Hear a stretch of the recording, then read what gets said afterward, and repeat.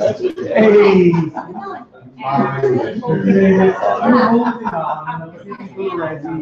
So we'll be getting going soon. There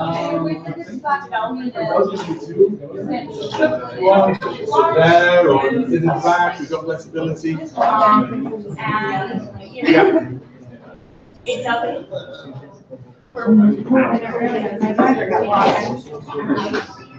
Uber? It's difficult, but it is surprising. You're going to interact with or only a small subset of. What is your original code structure? It's not. My issue is it's mostly reactionary to other people doing together. I'm not looking at him. It has nothing to do with this. I use it pretty much exclusively when I write Python. But I don't want to force it on anyone. No, to be clear, like this. You want to write it in Yeah, no, I'm saying that it incentivizes the small individual, which means that they. Theory from one, from the other theory. Yeah, that's an emergency. Yes, well, I don't dispute that I shift time a little too much time into customizing my squad.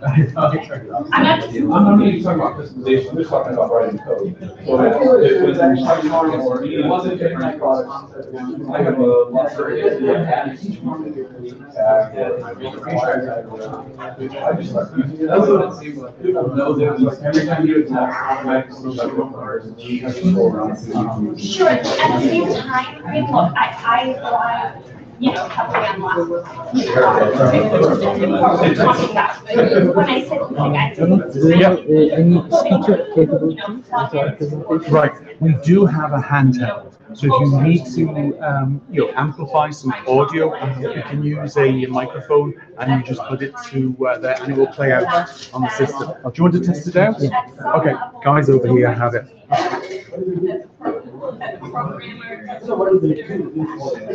They haven't actually recorded it, and they haven't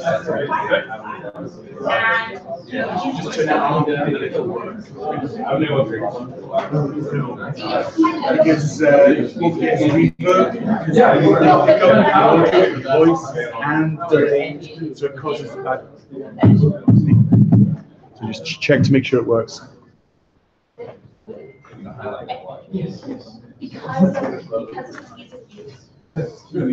Hey, how are you?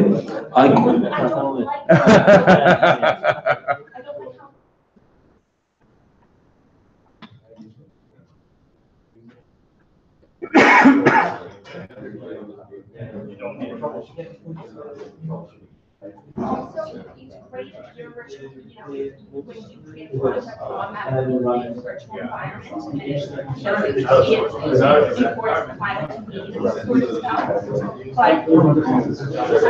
But once you as mentioned, sounds awesome. Hey, how's it going? How are you? I'm fine. We're about to start soon. Yeah.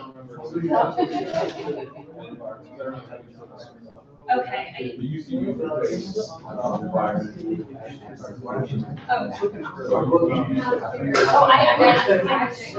Some of it at least. I don't know what I want to do this time, but at the same time, that doesn't mean that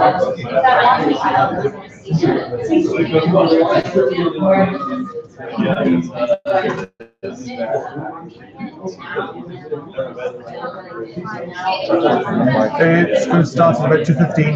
2:15? Yeah, I'm just about to gather everybody. Okay. I'm just tweeting out that we're going to be starting at about 2:15.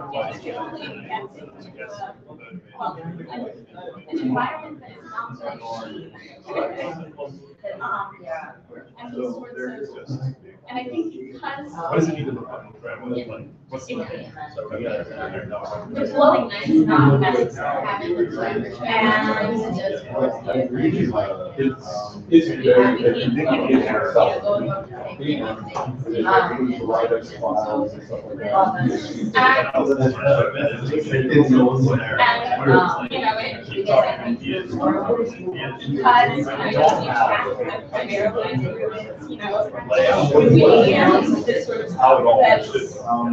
I think it even further detaches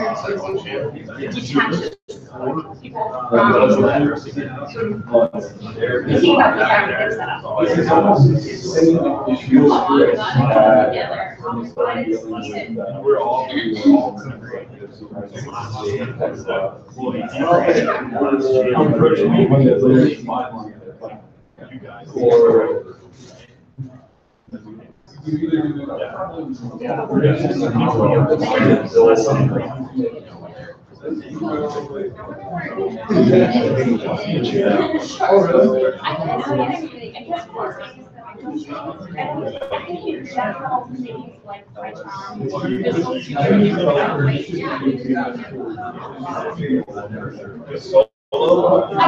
It's kind of, to some extent, it's sort of things that they're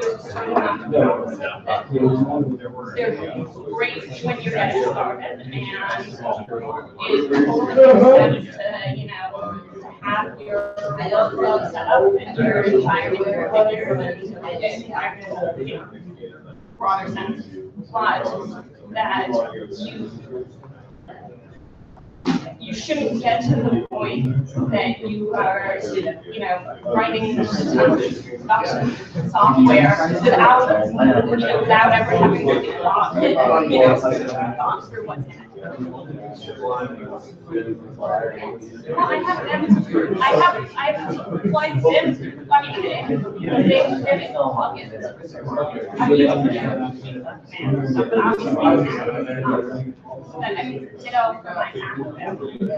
Do we have any order? I'm just going to ask people to come down when they're ready. So I was going to start with the vote for me team because they're ready, and then I'll just ask people to come down when they're ready. Okay? We are ready. Okay. So do you second? Okay. Perfect. It's also, I think, worthy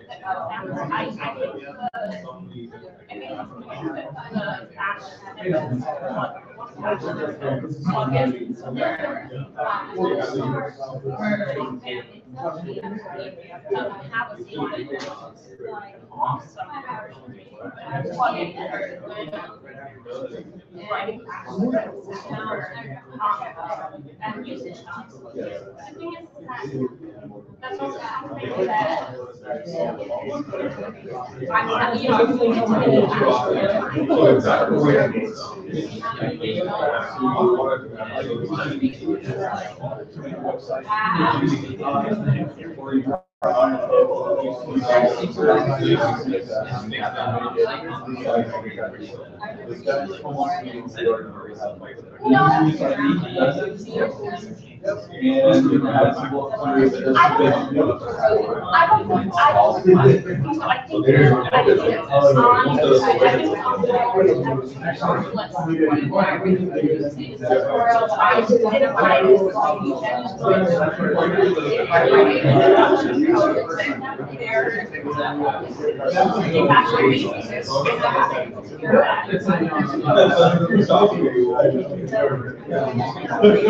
I agree. But I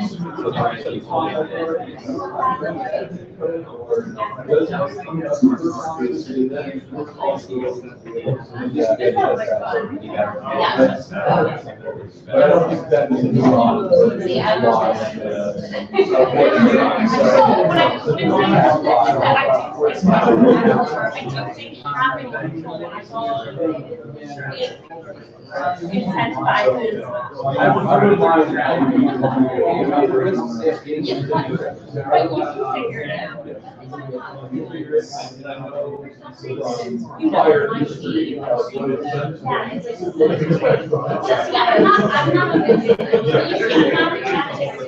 but that's not my issue.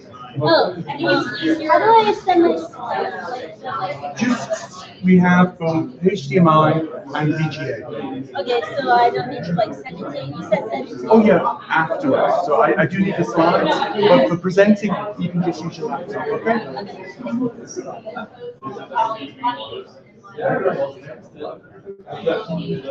No, it's a little more complicated. You don't have to see some of these editors, they look at environments. Like I said, you understand how it works. Yes. Then move on to the next one.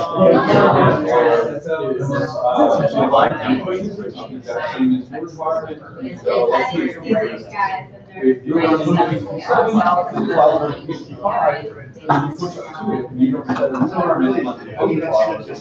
you don't set an environment like the other files.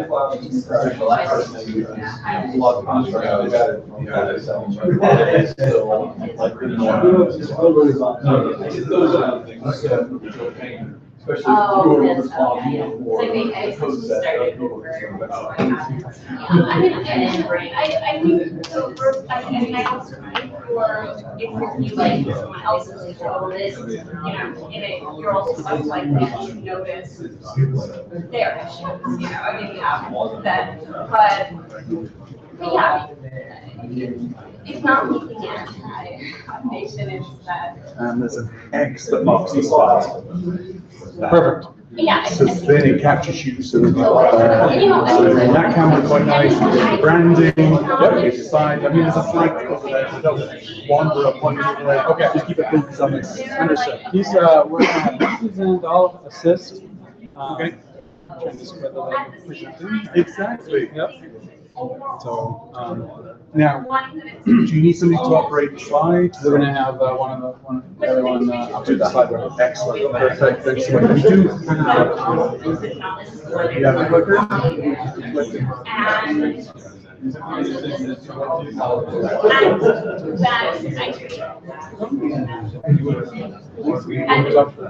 if people have it, they can see that their kind of environment is auto-generating, people getting the work and they file.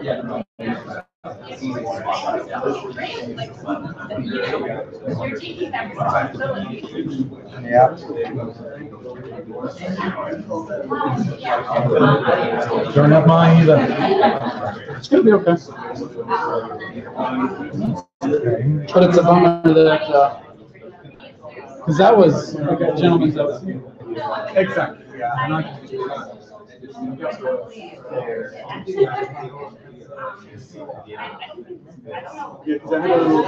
Yeah, that is down. Yep. But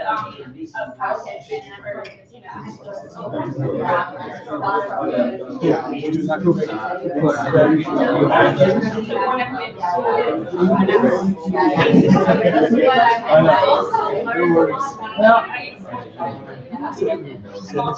Oh yes. No, I don't know. So, you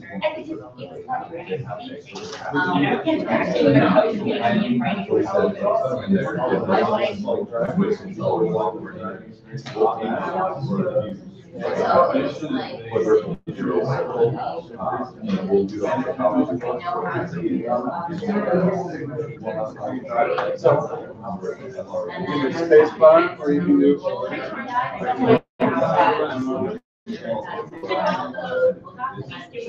And I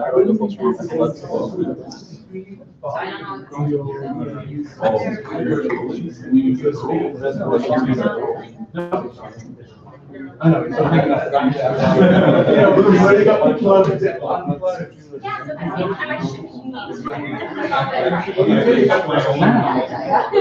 No, they're right, but I should be able to, I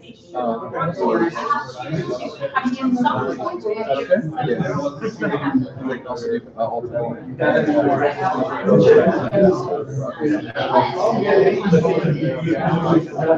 All I'm saying is that Quite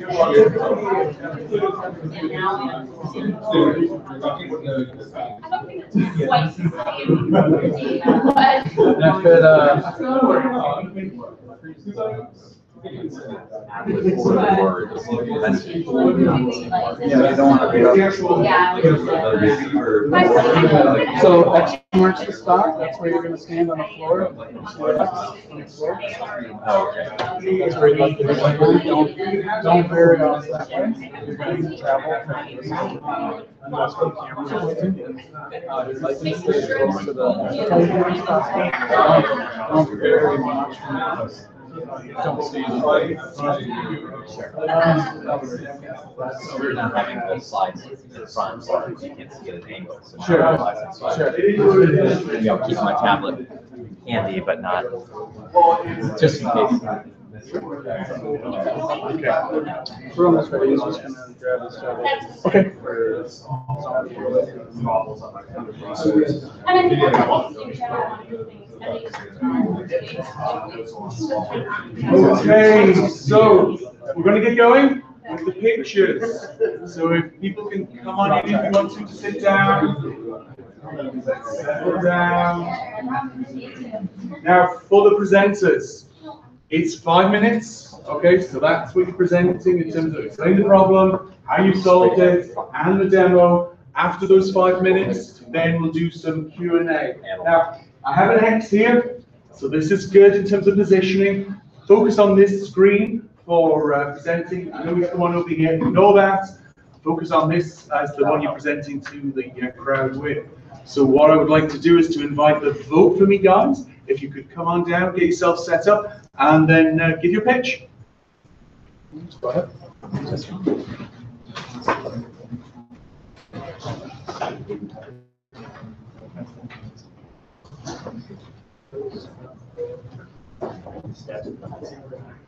Yeah, whenever you're ready. All right, hi everyone. Our team is called Vote With Me, and that's the name of our application. I'm Koshik, and then we have Tiago, and we have Justin, who work together and we put this project together. So let's next slide. All right, so presenting is hard, right? Presenting is very difficult. You want to be interactive, you want to interact with people, you want to know what they're thinking, and it's difficult. I mean, wouldn't it be nice to be able to know what the audience is thinking, whether they're watching online at home or in the audience, instead of just looking and seeing, well, they're looking at their screens or they're rolling their eyes. You know, wouldn't it be great to just really know what they're thinking? So there's got to be some great solution to do this. The problem's been solved already, and let me tell you how. There should be, right? There's got to be something fun about the solution. The presenter can't keep contact with the audience after the presentation. You know, you've got to solve this problem somehow. You know, so what's a better way? Vote with me. Vote with me will let you take this number, and this number works. So if you guys want to, get out your cell phones, text 407-751-1701, and even better, send us an emoji. You can text an emoji, which is how people communicate nowadays anyway. And all you do is you text that number. The presenter will display graphics on the screen in real time so that we know what the feedback is. Let's keep going. We put this together while you're texting, and if you texted something you didn't like what you texted, you can actually text again and it'll replace the previous vote. And if you want to undo your vote, just send a bunch of spaces and it'll take your vote back off. We used for the front end React.js, Chart.js, Ajax, AWS, all that. Back end, it was Python Flask with Zappa, the AWS API Gateway, Lambda, and DynamoDB. Also, we used, and great help, of course, from our sponsors, we used Telnix. We've got a number from them. No issue going into the portal and then setting up SMS and then having that URL webhook going to our AWS. We also used Arrow for the gyroscope. So actually, on this phone here, we've got an Arrow app running, and that Arrow app just has to be turned on. And when you wave the phone up, you know, with that movement, it actually sends a vote. So it'll be just like the old style paddle voting. You know, someone says something, oh yeah, I like that. Just wave your hand. No need to type with your fingers anymore. Just wave your hand to say that you like it. We also use Zang for the audio, and you just dial a number or take your old analog landline phone and call the number, and automatically your yes vote is captured. And tech support's helping us a little bit with that, but it's pretty good. Let's try it out. Let's see. Hopefully you've texted. All right, very nice. And you can just text anything you like. Maybe if I want to send a text, I can send that now too. And just express yourself how you want to. Don't say anything obscene, of course. And that's future versions of filtering. We'll have that. And you can just vote, and it updates in real time. And then you have the different views. So, and that's the idea of Vote With Me, that now you can communicate with your audience and know what they're thinking and know what they're interacting, and have your audience express themselves in emoji or word format and have it easily tabulated and quick and interactive. And then let's say we want to ask another question. Let's hit new question. Fresh that up. And you can text the name of your project. Go ahead and text something. The name of your team, project, emoji, whatever you like, live demo. And all right, it shows up. And cat may be popular. And we'd love to have any questions you have, and ready to go. Thank you so much. Thank you. Any questions from the audience? Any questions from the sponsors? Nothing? You're all good? This is good because it means we get through this. This is good. Away the phone. How's the audio? The audio, you just dial a phone number, and then it'll go to Zang, and then Zang will do the webhook, through the workflow tool to call back URL. That's all. So it'll just reflect as a comment. So we didn't have it. And same thing with this arrow. When you wave the phone up, it's just this high five comment. So you can just send that automatically. You don't have to actually high five or type that in. You just wave your hand and it goes. So multimedia voting here. Multimedia voting, yeah. You just have to have the Arrow app installed and then hooked into our app. Excellent, great question. Thanks for that, Daniel. Anybody else? If not, again, thank you so much, guys. Great job. Thank you.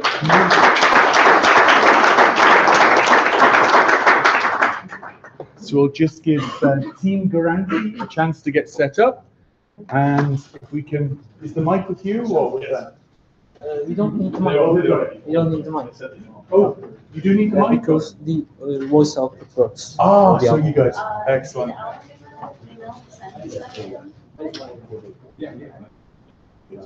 we setting up?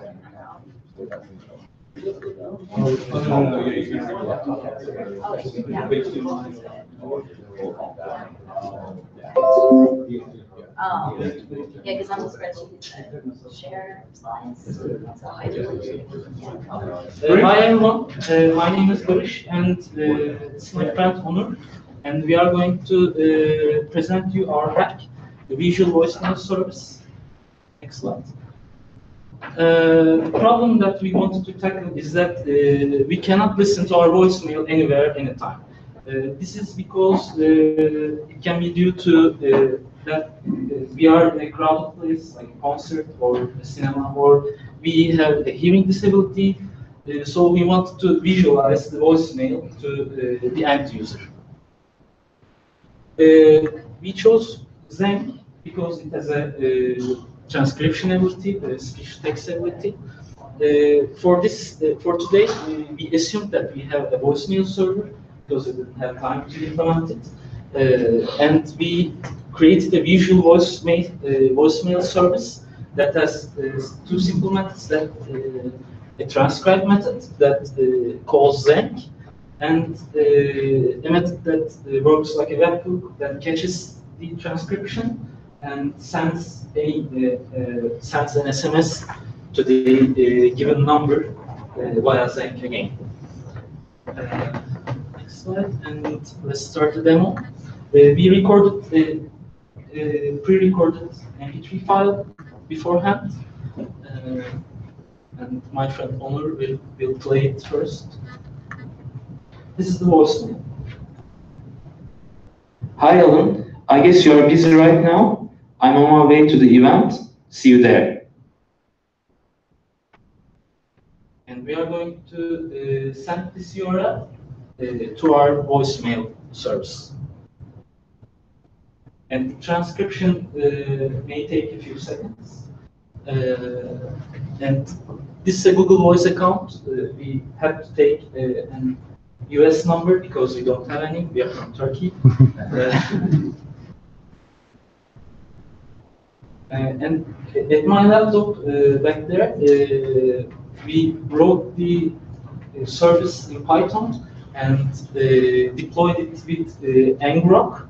And here's my message. Hi Alan, I guess you're busy. And it's transcribed and sent in the SMS.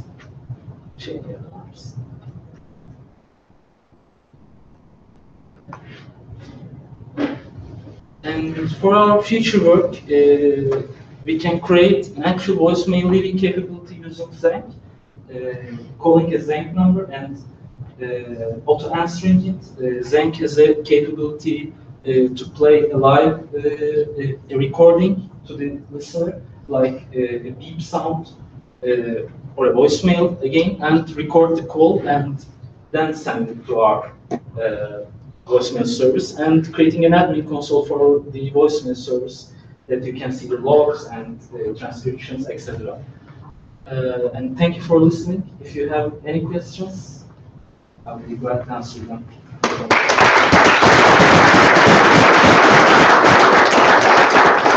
Any questions from the audience? From the Avaya Zank team over there, do you have any questions for the guys? Yeah, great choice, honestly. Is that a question? Can you mean, isn't that a great choice? I'll ask it in the form of a question. Any questions? No? Oh, go for it. Oh, I'm just curious.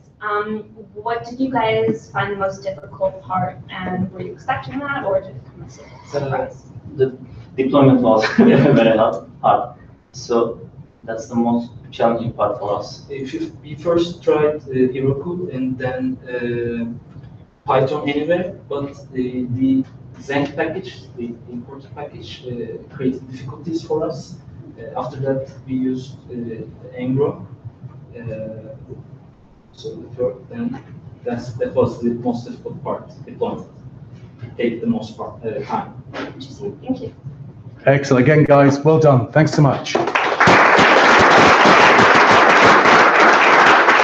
Okay, who wants to go next? Are you ready? Sure. Come on down. So this is the Holder team, and they have a mic, but they're only going to use it for their audio piece.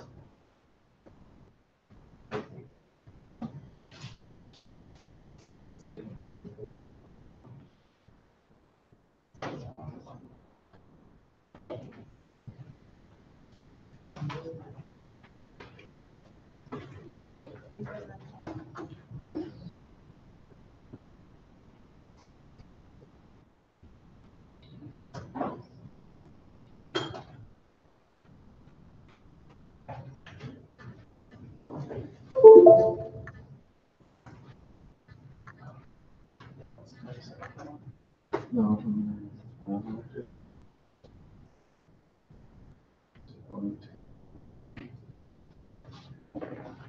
Do we need to hit a button or something? Oh, it's not going. You did pop up there. Yeah. I got over I'm over the audio, but it doesn't move to the. Oopsie.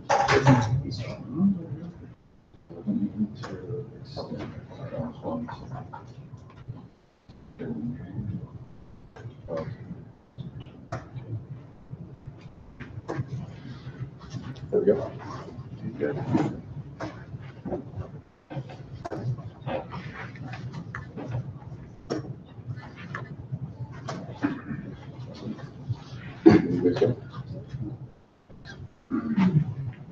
Whenever you're ready, just go. Yeah, there's an X, so you need to stand on the X. Okay. All right. It's time for a change in the way we deal with customer support. Imagine this. You're working on a project with a looming deadline, and the internet cuts out. You try unplugging the router, plugging it back in, nothing's working. You're going to have to call tech support. You're going to have to listen to 3 to 5 minutes of on-hold music, where you sit there and listen to elevator music and endless advertisements about some business product that doesn't apply to you. With Holder, we're here to change this. Brought on by massive innovations in the telecommunications industry, we're bringing on the next evolutionary step in the way we deal with customers. We believe every customer experience should be fun. So we've developed a voice response system that's interactive and lets you play games, choose what kind of music you want to listen to, and more. Basically determining how you want to choose to spend that time. You ready to do a demo? Sure. Check. And now, using Zang, here's a demonstration of the Holder experience.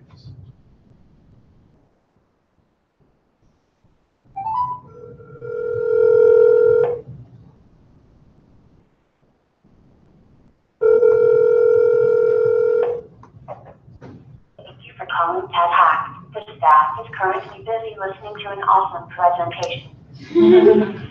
To play trivia or listen to music while you wait. Say trivia or music. Trivia.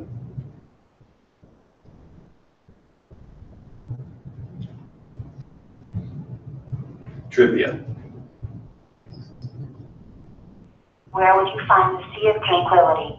Press 1 for China, press 2 for the moon, press 3 for Starship Enterprise. The moon is correct answer. What is the capital city of Spain? Press 1 for Madrid, press 2 for Tallahassee, press 3 for Paris. Madrid is correct answer. What is the coolest hackathon this side of Orlando? Press 1 for Smack Hack, press 2 for Super Hack, press 3 for TADHack. TADHack is correct answer. Thank you for playing. To play trivia or listen to music while you wait, say trivia or music. Music.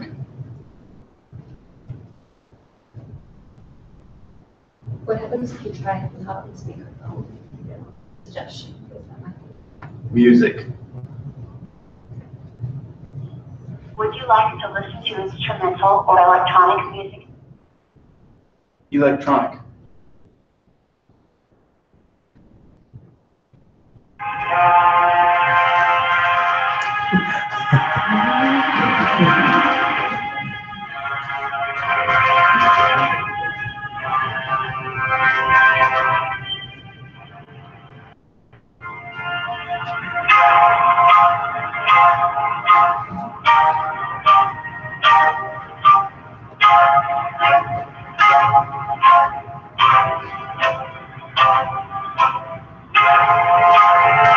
It's time to start.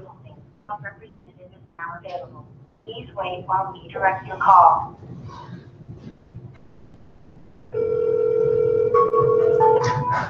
Now it's forwarded to the on-call person. Man, I really like that Holder experience. Thank you. We can put you back on hold if you want. That was good to know. It's time to stop making your customers rant about your customer service. It's time to start making them rave about your company. Very cool. That's it. That's it. Excellent. Thank you so much, guys. Great job. That was fun. And some music as well. That was great. Any questions? So one thing that comes to my mind is that how do you discourage callers who just want to play the trivia game? After they get done with their call, they can be placed back on hold. They can finish the trivia. One of the benefits of this is that you could implement there's many trivia APIs, and so we could get questions and answers from those. Obviously for the event, we just pulled a few and didn't want to leave it in a loop for that. We could pull in music that either applies to a live stream station or something like this, and the user can then pick and choose what experience they want, or potentially even no hold music and just wait for the operator to pick up. We're calling put his hand up and then you, Rachel.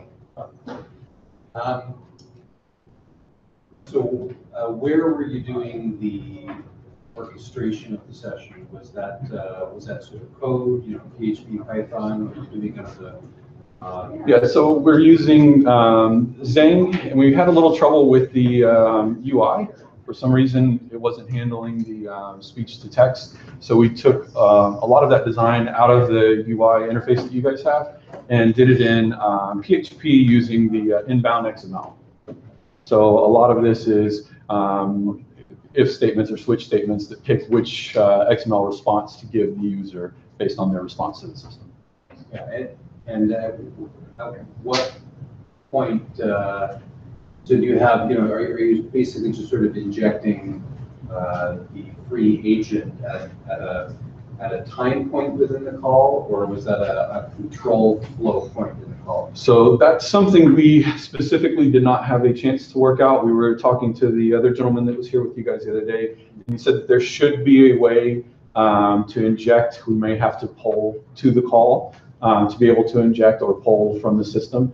But he said that there should be a way to do it. We didn't have the development time to take that task on. More just curiosity as to any. Yeah, but yeah, that was definitely something we wanted to do. But to get a demo up here today, it just wasn't feasible. So no, it was something we wanted to do to try to have one of the guys call in. It's just a feature that we couldn't implement, but there should be a way to do it, whether it be polling to constantly see if there's an operator available and then connect them, or have the operator then connect through or something like this. And basically the PHP script is sort of driving the orchestration and the timing and pulling the API resources in as needed from Zeng. Yes, so all it's doing is Zeng says, hey, I'm at this step, and it says, okay, great. At this step, you need to do this bit of XML, which is a response or a gather or what have you. Rachel? Yeah, if you were to scale this, what would you envision being the largest or one of the primary issues from a deployment, infrastructure, et cetera standpoint, not from licensing or these sorts of things? So as far as scaling it up, not something I've had a lot of experience with scaling. It's something super large. This might actually be something that we would have like a web front end. Your company would then have resources on a server that they provide, or we would host those resources, something like that. Is that what you're asking about, or? I guess I was more wondering, sort of looking at the stack you have now, and sort of how would you iterate on that? The code is hosted on a server in the cloud, so we can expand that as far as we want. You take different. Yeah, I think the point is did we build in any advanced? Okay, basically it was it's just a product that we put together using the tool set that we had. Yeah. Cool. Excellent. Any other questions? If not, again, thank you so much, guys. That was great. So who wants to be next? Hands up, whoever wants to be next. Come on, guys. There you go. Come on down. Get yourself set up.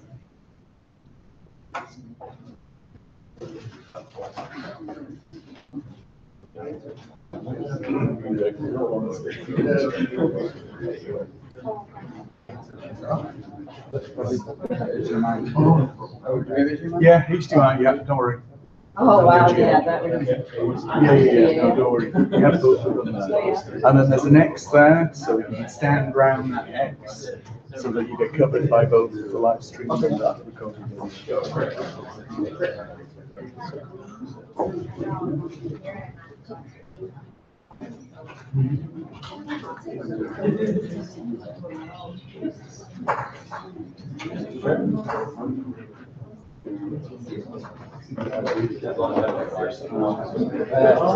Yeah, reverse triple B. Okay.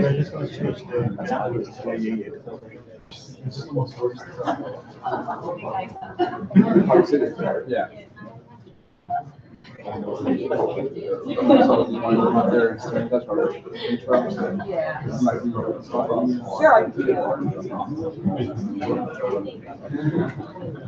Tell me what to do. Yeah, I'll just. Yeah. Okay. Good afternoon, ladies and gentlemen. My name is Stefan Camarado. With me today, I have Bruno Alves. and Vicky Horn. Our fourth team member, Nicholas Harmello, cannot make it today. It is his birthday, so I'm wishing him happy birthday. We are all University of Central Florida students here, so we're local. And we want to introduce our application called Ghosted. So what is Ghosted? Ghosted is a dating service app to connect users together to form relationships. So why dating service apps? Roughly 6.5 out of 10 Americans are actually using a dating service app, which approximates to about 200 million users in America alone. Out of those 200 million users, about 60% of them actually acquire a date using dating service apps. And for the retention for those dates, we get about 38% who actually have a meaningful relationship, and about 40 or so % actually go to friendships after that. Next slide. So what's one of the main pitfalls of dating? Being anonymous. So here we have Vicky, who speaks with Joe through some random dating service app. She sees Joe's profile, sounds like a really good job, he's handsome, looks like he has a lot of activities and friends. So Vicky talks to Joe, they start hitting it off, texting each other. Joe eventually pops the question, hey, I want to exchange phone numbers so we can talk off the app.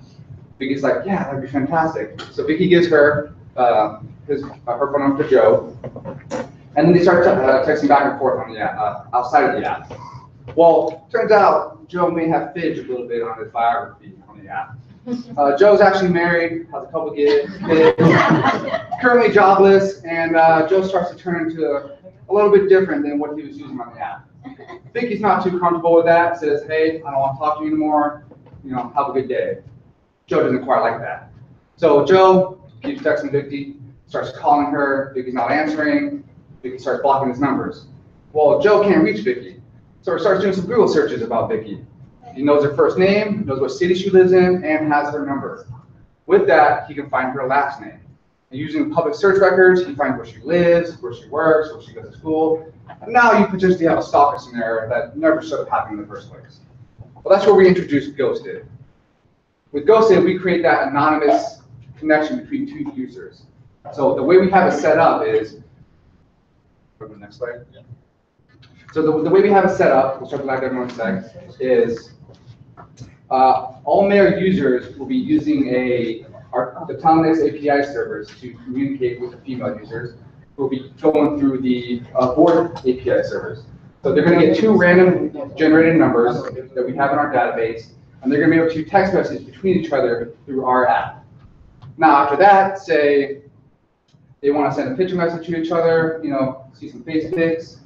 They'll be using the flow route API servers to send picture messages between each other.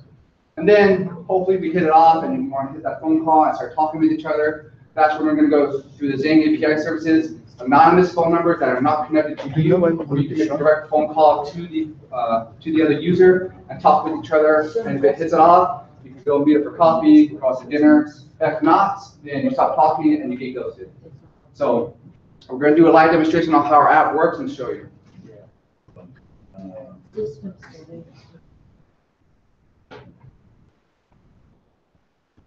Once you get it up and running.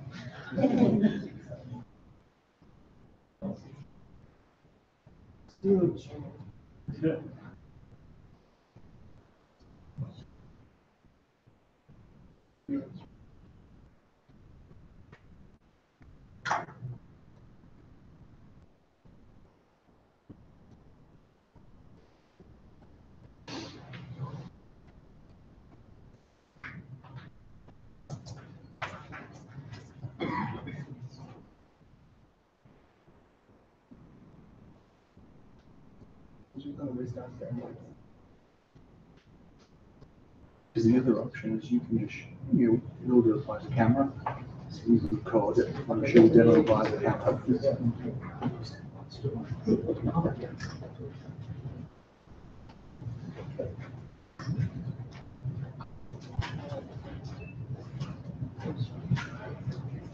With Ubuntu. Okay. Yeah, I understand. But show it.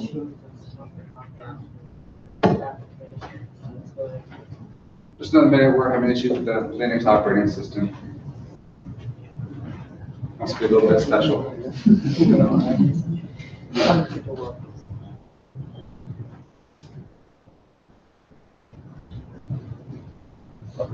I guess you just do it. Yeah, so we'll just do it up by the camera over here and we'll record it. You just hold it up by the camera and it's not ideal, but it'll be good enough. All right, so we have a bit of technical difficulties with presenting it on the screen. So what we're gonna do is we're getting the laptop over, we're gonna show it to the camera, and hopefully we can see some interaction with our app. And we'll go through the motions of how the app works with that.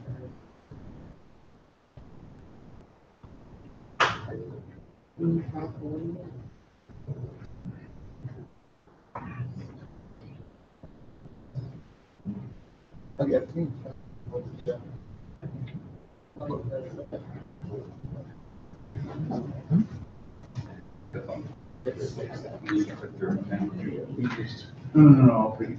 Do you want to put it on the table here? And then I'll keep it steady and I'll just zoom in, okay?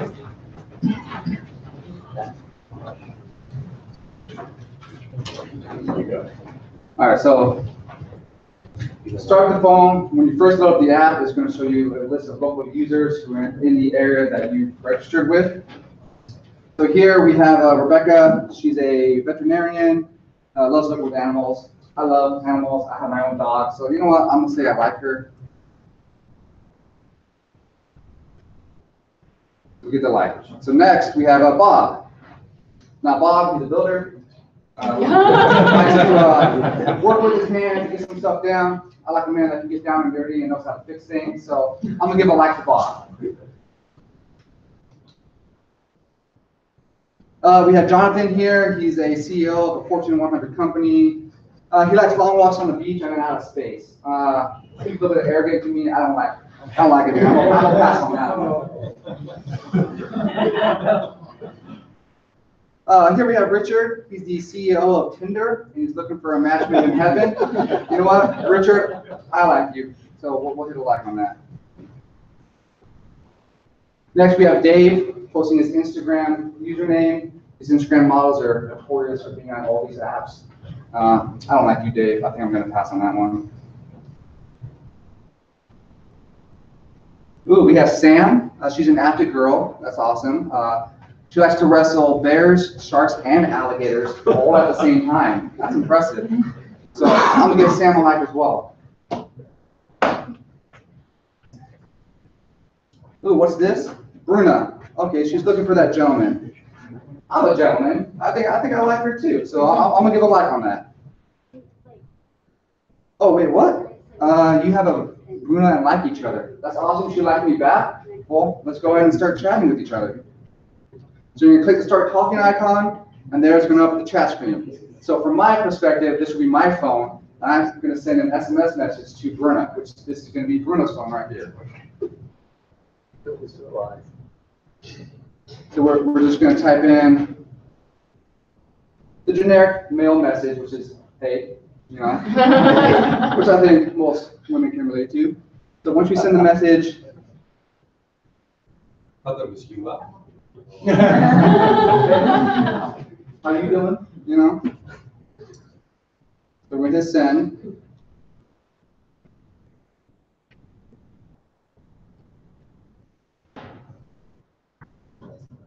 So we're sending the SMS, and it's going to reach here on the phone once it goes through.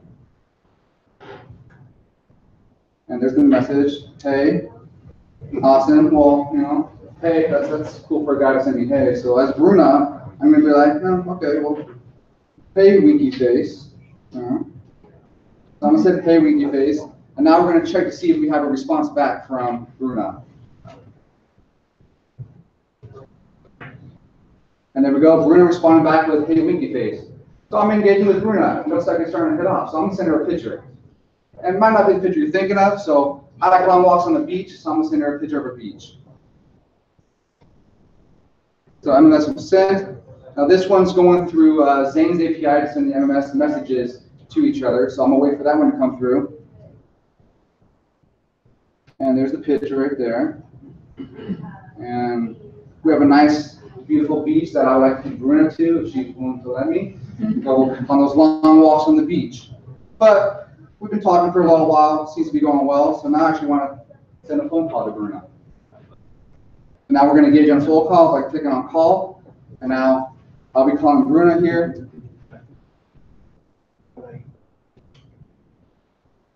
Which will be going through our VoIP services, API services. And there's Bruna calling right there. Well, that's Bruna. Hey, how you doing? Yeah? Fantastic. All right, so that's how the call feature works. So at the end, assuming everything goes well, you guys decide to meet up for coffee, dinner, and move on from there. It's completely anonymous. That way, we never have the Vicky Joe scenario where you have someone who wants to keep meeting you even though you don't want to anymore. So, the other one back on.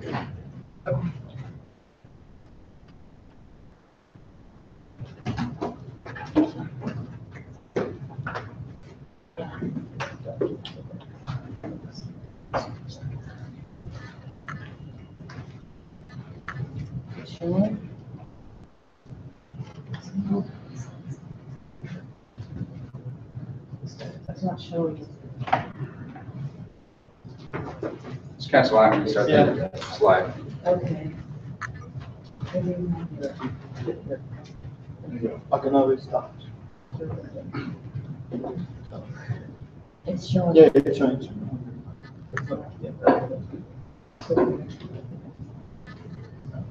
Okay, so next slide. So that is our demonstration. This is some of our contact information. So we'd like to open up to any questions you have about our program and application. Excellent. Thank you so much, guys.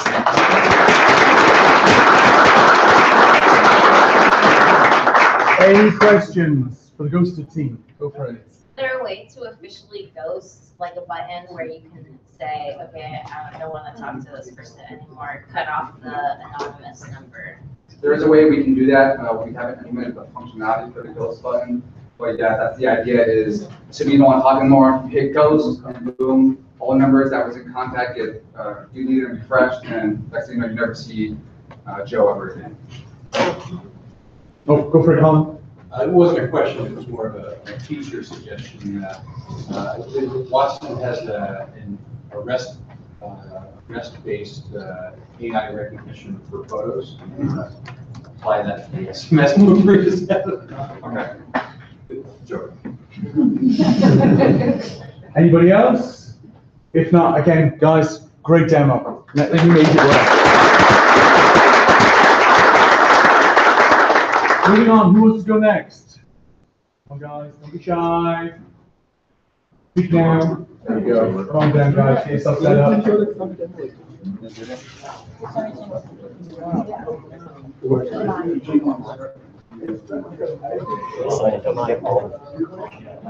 What's going on here? Here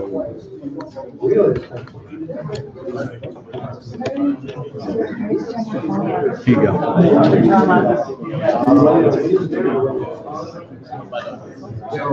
It's going to go from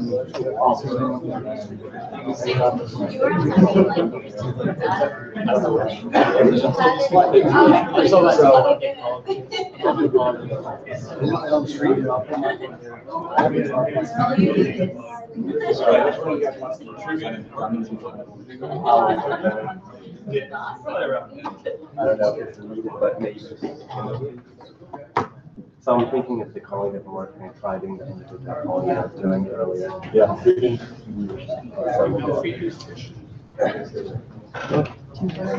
Oh yeah, team photo.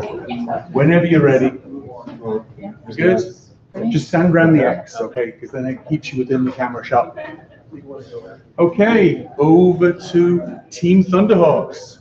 All right. Well, we're Team Thunderhawks, and we're really thinking in a modern time. A lot of people have opinions and ideas which need to be shared, but they don't always get the chance because they're busy, right? You have a job, you have TV shows to watch. It's not always the perfect time to hop onto the internet and start going off on someone, you know, from some comment they left on, you know, whatever social media site. So we found that what people need is a way to do this on the go. anywhere they are, essentially with their phones. Yep. And yeah, our solution was to have anonymous conference calls on topics of your choosing. So suppose you think Smash Brothers Melee is the best of all the Smash Brothers. You can choose that as a topic. It's actually Brawl. Okay. So, yeah, and you can put that on the app and then debate these ideas. So we're thinking, you know, great ideas, bring them together in one conference, and you can connect the world. And so initially, this was everything we wanted to do, which was we start off by calling a random phone number with Telnix, who had accepted that debate, right? So it sends them a little text message saying, hey, this person wants to debate you on this subject, and we'll tell you what the debate is about. And you click on the phone number it gives you, and you connect the call. Then it kind of chains down, connecting other people who also receive the text message if they're interested in that. We did not get to transcribing the conversation with Zhang. But the idea would be essentially to transcribe the conversation, save it, use Telnex to send the SMSs and save those responses, and then act based on the responses, and then during the conference. So, do a little demo.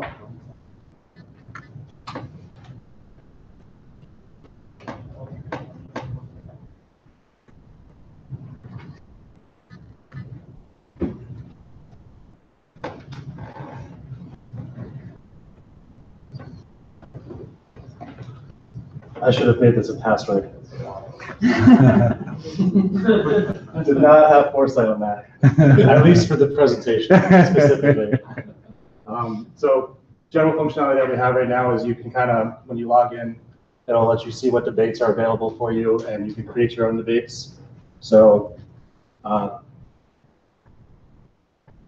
Zero Mist is better than Pepsi. But is it better than Sprite? She called it that flame war. Whoa.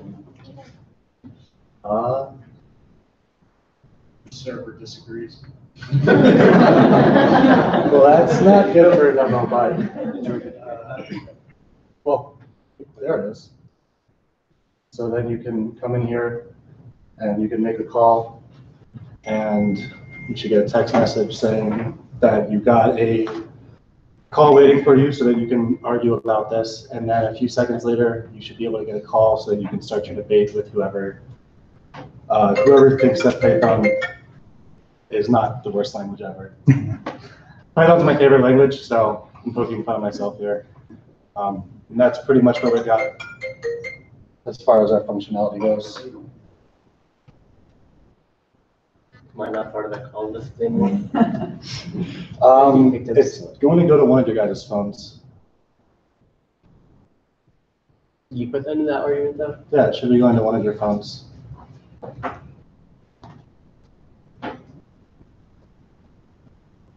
I got the text message. But no call. No call? Well then. Well, we can just try the other one.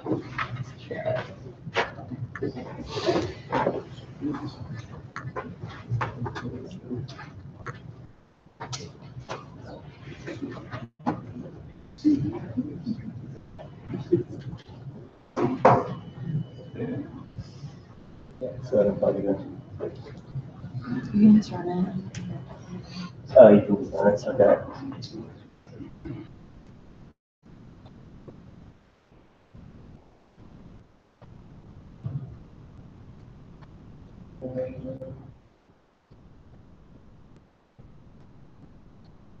Yeah.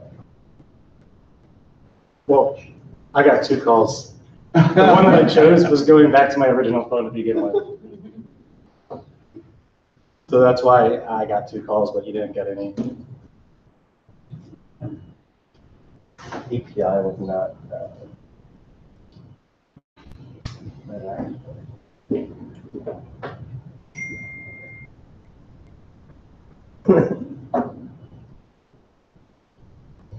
Yeah, it's giving me an invalid API now.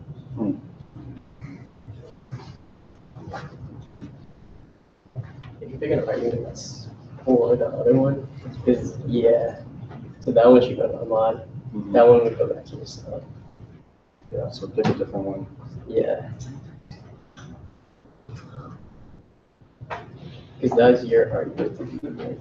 Yeah, so it just calls me twice. What challenge?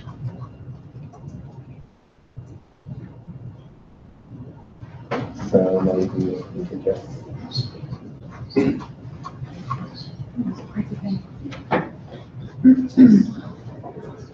You should be getting one now.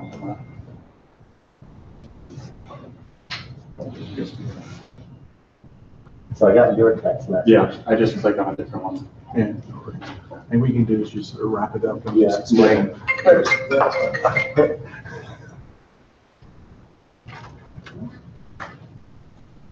So we were able to like get calls, but our main issue was looping the calls and then having people connected on a phone call. So singularly, if you try to like, let's see if it works this time. Are you the one who said Brawl is better? Yeah. So you got the call? Not hung up on me. So one of our biggest challenges was we were able to create a conference and send out the calls, but for some reason, every time we joined the conference, it was somewhat finicky on when it would let us join the conference and when it would say, hello, this is the conference, goodbye. And then just hang up on us. And strangely enough, so like we have a looping right now through a set of numbers. We found that if you run it individually, one number at a time, it works. But for some reason, the loop it doesn't. So we're wondering if you have to like pick up in the order that it's sent out. And I was trying to reason why it might do that, but just singularly one person at a time it would connect. Gotcha. Yeah. Cool. Well, again, that was great, guys. Well done. A round of applause.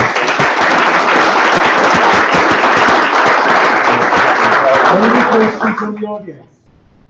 One of the challenges that we run into is when somebody joins a conference that's already running. Yeah. I mean, how do you bring that person up to speed on what has already been discussed and all that? So, yeah. Is there a way that before I join the debate, I can read the transcript?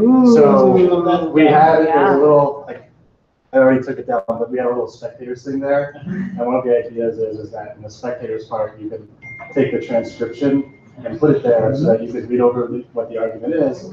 And if somebody's already 5 minutes into an argument and they're just saying no you, then it's probably not very interesting, but it looks like they're saying like interesting things and making good points, and you can say, I do want to join that, enter into the call and then listen to what they're talking about. Maybe you can use vote with me to vote on the. Yeah. That's a good idea. We had also talked about doing like a little moderator type thing where you could have people vote like that. So vote with me would work really nicely. Yeah. And also wages on your debate. Okay, that was great, guys. Again, well done. Thank you.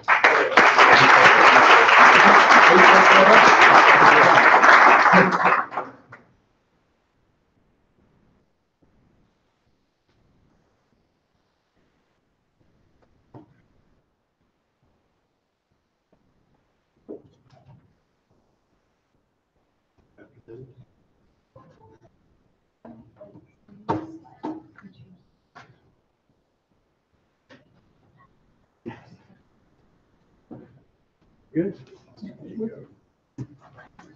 Remember, let's keep by the X. Alright. Hi, we are, my name is Lisette, this is Guillermo, Guillermo, this is, sorry, Carlos, and this is our project. So there are only so many games that will hold your attention for so long that you can play on the phone. Even games like Candy Crush, will eventually lose your attention, and that's because they all lack one important thing, and that is human interaction. Sorry. So today we're going to propose a simple solution to that. A totally mobile SMS version of the popular party game Cards Against Humanity. Next slide. And all you need is a phone that's not a potato and a twisted sense of humor. Yes. Next slide. Our game is called Cards Against Copyright. It's a fun, again, SMS mobile version game of Cards Against Humanity, and and you don't need expensive trademark cards to play it. And right now, our prototype only allows for 3 people to play at a time, but we can definitely up that number when we in the future. Next slide. All right, so the way it works is you text play to this number, and you can actually do that. It's 407-988-1889. Go ahead if you want to. And what it will do is it will put you in a queue and then put you at a table. And then, it registers you, and then you're able to sit at a table. And once the program sees that there are 3 people at a certain table, it'll then start the game. And it's supposed to give a person a prompt. And then, it gives all 3 of you a prompt. Like, my cat sat at the window and was playing with blank. And then it will give each player a role. One person is going to be what's called the card master, and then you'll have 2 people who are players. And then, so all 3 of you will get a prompt, and you'll know what role you're playing. And so the 2 players will have a choice of, next slide, please.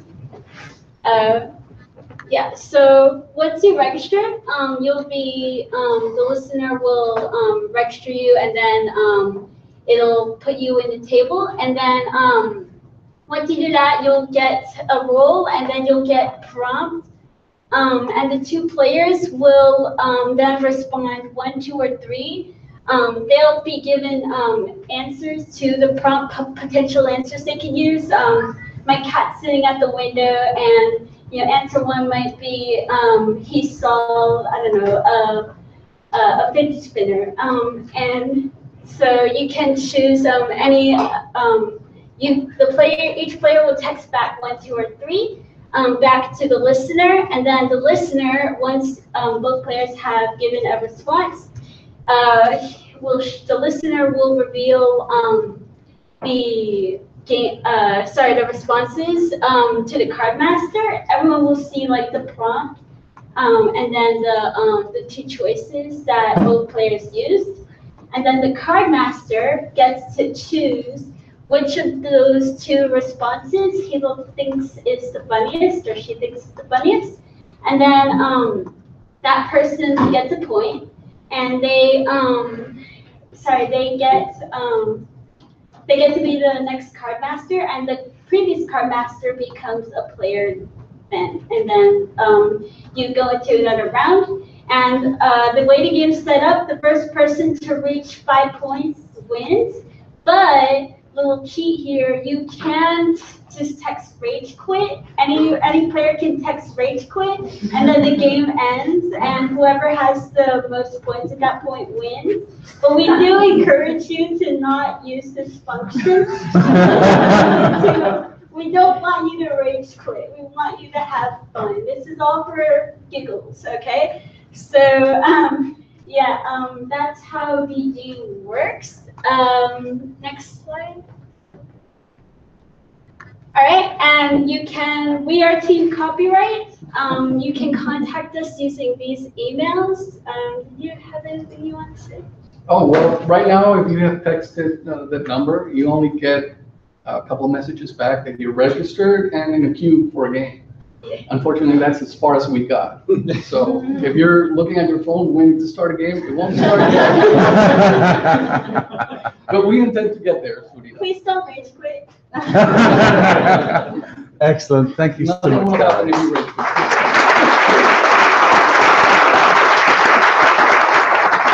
Do you have any questions? If not, again, that was really great fun. Thank you. I'm looking forward to playing that, so get it finished, okay? We will. Okay, next team, do you want to come on down? I can see your fidgeting, so come on. It's all set up. So we had to go to. Yeah. All right, so switch. Yeah. You did? Yeah. That actually got to it. Got it. I'll get that one. Change now.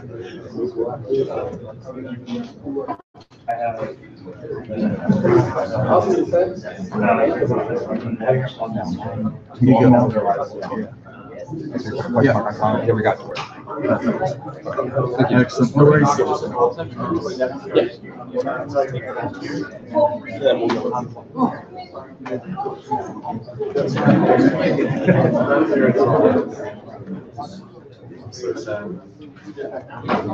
I'll take it off first. I'll go back and forth. If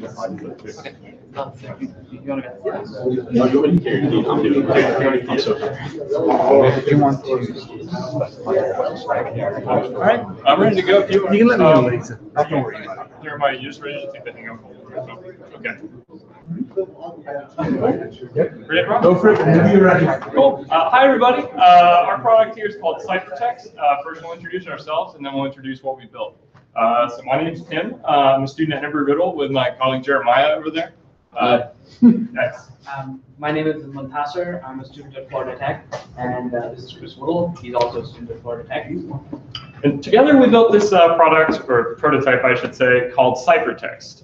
This product was inspired by the set of slides we're going to kind of run through here. The inspiration is that one day you're at the office, maybe you're in class, only to realize that your USB drive with a software deliverable or perhaps a important project or paper you've been working on, printing out, writing out, whatever else, is actually at home in your room or somewhere safe and secure that normally it's a good place to have it, but today you've forgotten it or some other situation has separated you from this. So it's like, okay, I can't run back, my meeting's in 10 minutes, but my good friend is willing to actually go and get that for me, from my room or my home office or my safe or whatever else. This is great, okay. So we can, you can tell your friend, hey, can you go to my house and open my locker and get this for me? So I'm going to interrupt you here. You're going to have to download the Amazon Alexa app. I need you to make an account. I need your email, phone number, and then you have to authenticate it, and we have to be contacts. And I have your social security number. You might need that for the app. But there goes all my privacy. The truth of the situation here, just like Klaus was saying, is what do you do? I need to go and do this. Next slide. I kind of jumped the gun on my spiel here. But thankfully, you might have a smart lock on your door for your friend to go run and get something. But again, you run into the situation with these applications that are just so heavy and overbearing that you won't be able to download it, or it takes so long to set up. And going right through, dang, I jumped at my punchline here. But the problem we've identified from this is that smart home devices, they often require complex mobile applications with user accounts and authentication or other functionalities built in that are really unnecessary for the single task at hand of sharing your smart home device, such as this lock or otherwise, with a friend or trusted peer for to make things happen for yourself. That's pretty much that. So we have CypherText, which is a mobile application platform that can allow you to grant access to your home or to secure parts of your home or the devices which are connected just via using text messages or using MMS. Right, so this is basically a demo or like a screenshot of what the app looks like. We're going to see it more in our demo. We've managed to connect our platform to something called the Droplet Cloud, which is an interface that connects to IoT devices, which can be used in home automation. So for example, if you have a Philips Hue light bulb, you can connect it to Droplet Cloud, and our app has an endpoint that talks about to the Droplet Cloud, and we can control pretty much anything that has an IoT interface through the app. And you can get messages back and forth, not only via an app, but you can get them via MMS or SMS. So I'll run through it quick. I put the flip chart together here, how it works. Essentially, a user will select a device from the application. I'll show it here on this phone. You can see the squares, but we'll also show a demo on screen and physically too. So users select an application, from their device. Like, okay, great. I have my light bulb and my secure storage door, whatever else. That'll come in later. Then I'll choose a method of authenticating my users. So again, you can see 3 buttons here. I'll show the more close-up demo in a second. Or I can grant access via my SMS, QR code, and also kind of an experimental Face ID we were working with.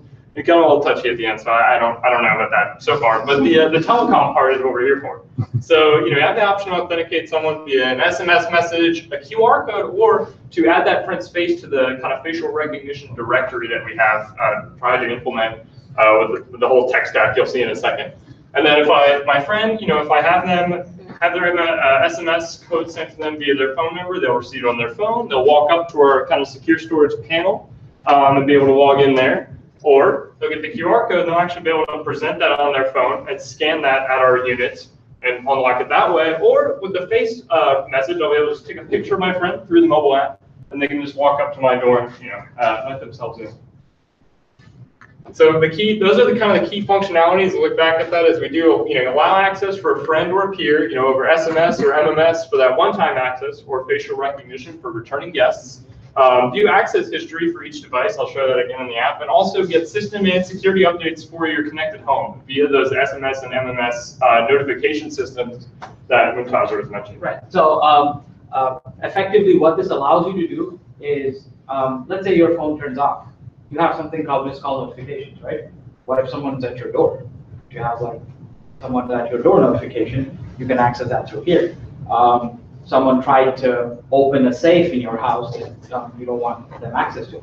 You can get that tracked through here as well. And we have a notification system that sends you SMSs and MMSs where appropriate. So for example, we're going to show you in the demo real quick. We need a volunteer. If you try to open the door and you're not an authorized person, the owner of the safe or the door gets an MMS with a picture of the person at the door. This is the person that tried to open the door. Okay. So for this demonstration, we'll launch into it here. We're going to do 2 things. One, I have it's called a hybrid mobile application, so I can cheat a little bit and actually have it show up in the web browser. But it does run on mobile devices natively with iOS or Android.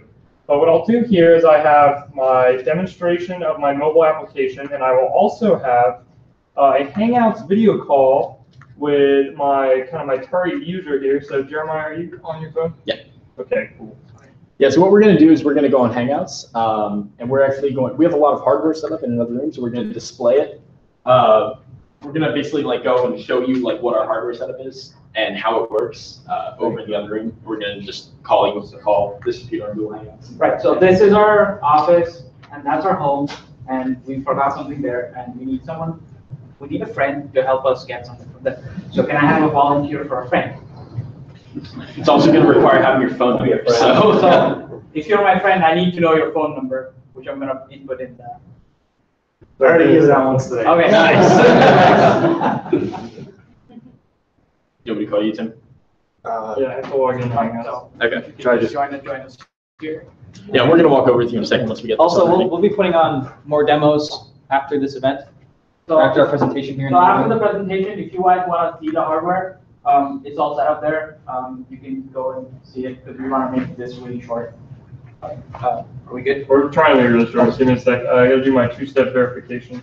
How appropriate.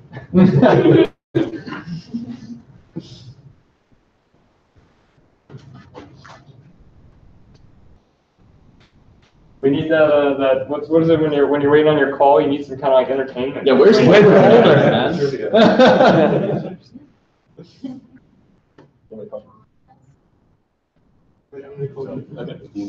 Yeah, so you're gonna come in. Yeah, so we need to get your phone number. Yeah, okay. Yeah, I'll just write it down here somewhere. Are you getting my phone? Why can't I see you? Are you on yours? Yeah. Wait, which one's up? Yeah. I got it.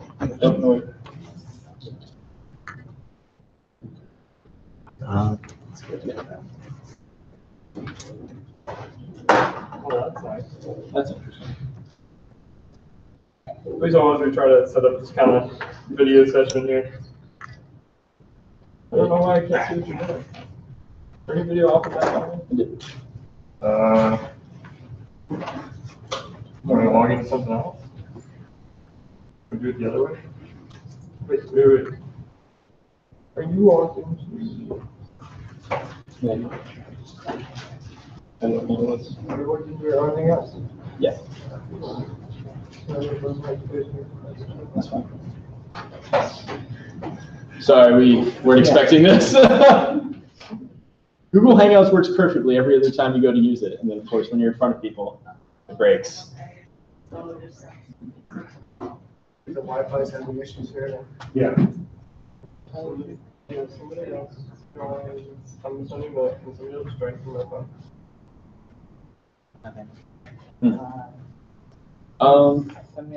Sorry, give me a second. Okay. Can you bring it in? I mean, try. Oh. Wait, no, actually, I just have 2 video calls with myself now. Are you logged in? It's just, I don't have no money.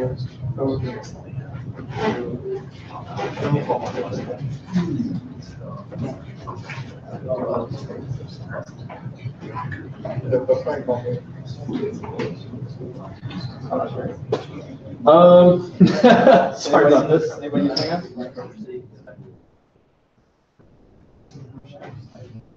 Yeah, Jim, I got 4G.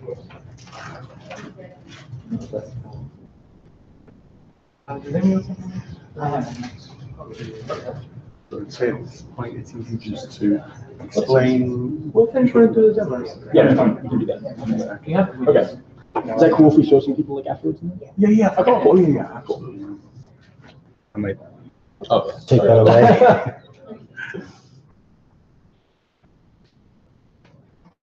I'm sorry, everybody, for that kind of technical difficulty. We didn't really get a chance to test the Hangouts call thing. We just hoped it would work. But I'll run through the mobile app here, and this rest of this is functional. I'm just sad to say that we won't be able to log in through the lockbox, which is back there if somebody really doesn't want to go look at it. But you can see here that we have these devices pulled from our Droplet Cloud, which is a home automation networking system of sorts. Here we have a virtual light device and also our secure unit. The secure unit really connects to a Raspberry Pi that we have in the back there. And that Raspberry Pi creates a server through Droplet that we're able to access and interface with over this IoT networking system, which is great because if we were to move forward with this as some kind of prototype, you'd be able to easily integrate more IoT or home automation platforms into the software. So I go into here and I have the ability to look at my device and say, okay, cool. So I can grant access via an SMS, a QR code, or my Face ID. Okay, if we can have a volunteer again, and if anybody wants to see it, you can just walk over with our volunteer and have them. Yeah. So can you give them your number? Just give me your number. Oh, wow. Thank you. Okay, you need to go with. Okay. Yeah. Which one you got? Wait, come back for a second. Which one you did? 7, hold on. Okay, 7. I'm doing just that PIN code right now. 6727276. Oh, he already left? Yeah. I was going to show him getting the text, but that's fine. Okay. Now we wait for it to load. Requested authorization. Okay. So now, unfortunately, we don't have the Hangouts running, so you can't see what's going on in the other room. But what this did is it sent our friend a one-time use PIN code that he can now use to access our locker. So what's going to happen is he's going to go up to the locker, and if he entered the correct PIN code, the locker is going to automatically unlock for him. If not, it's going to stay locked, obviously, and the owner of the locker is going to get a notification about an invalid access attempt that was made to open the locker. The same thing works for QR codes. So we can send a QR code of that we randomly generate to our user, and what the friend would have to do is go to the QR code, stand in front of it, and have the machine scan its QR code. Yeah, who did we text?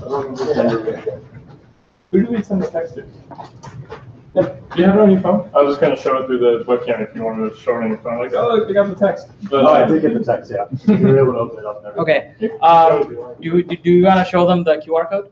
No, we better wrap it up. Okay. So we can do authentication by face, by QR code, by PIN code, and we can also have notifications of all the activities. So basically, there's an audit trail that a user can have for any activities that were conducted or any access attempts that were conducted on their home or on their belongings. We've used a mashup of pretty much all the APIs available to us. The one thing that we were about a couple of hours away from implementing is voice commands. So we have a voice interpreter. We instead of using Google Cloud, we use IBM Watson, and we can actually transcribe speech with IBM Watson. We just we basically ran out of time while we were processing our voice files to stay on the server. Yeah. Basically, had both ends created, but they weren't linked up. So. Yeah. But even though we got a nice tech stack here, feel free. We'll put the slides out. You can come see it afterwards. We have some cool future implications. You want to hear about it later too. From idea to product. Thank you so much. Excellent. Thank you.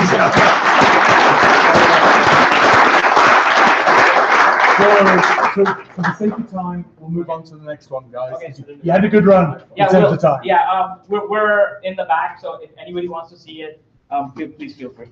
Excellent. Thank you again, guys. Who wants to go next? Come on down then. Bring the server.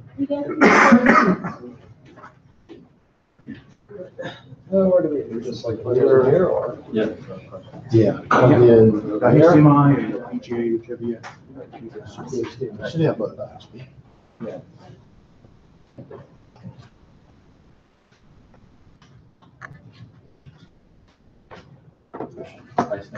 Thank you all for coming today.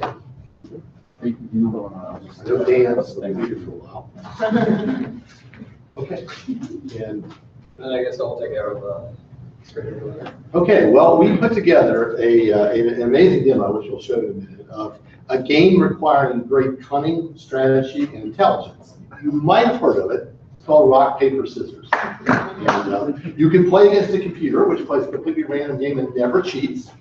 And you can play it from anywhere in the world. So you're in the airport lounge in Sydney waiting for a delayed flight. You can play Rock, Paper, Scissors by sending text messages to our application, to the mega server we have over here, which is set up. And in a minute, we will give it a try. In fact, we can probably just cut to the server screen and let's see what happens. We've spent a lot of time on a graphical user interface, as you'll see. If it would pop up, that's weird. That's weird. Oh, yeah. Go to show. Which is that? Oh, it's easy. Yeah, it's just another window on the same screen. What's special? It's a black and white command.exe window. That should work. What do we have to text to play the game? You just simply text your guess, rock, paper, or scissors. It's a minimal implementation in some ways, but that's what we had time to do, and that's what we did. So. Maybe you guys could write the number off. Yeah. Oh, okay. We're quickly jot it right on your table. This number. You don't need the one plus for the US. Of course, just area code and number. 201, 20, 201. That's right. 267, sounds right. 3358. I have my phone. Okay, we got it.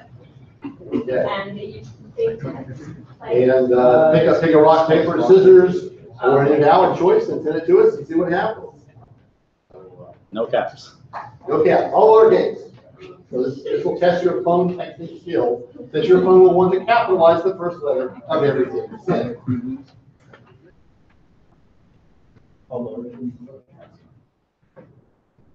And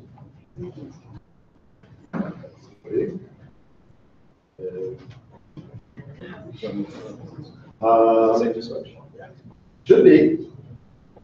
Either had a server just fell there because I didn't get a response. There we go. Okay, well, I tied with the computer. If someone tied with the computer, whoever this number is, and let's see. But I tie is an invalid choice for this. Just have to get a head start. So see if yours shows up. I'm not seeing them though. Maybe having Wi-Fi issues. Try again. Let's see. Maybe scissors.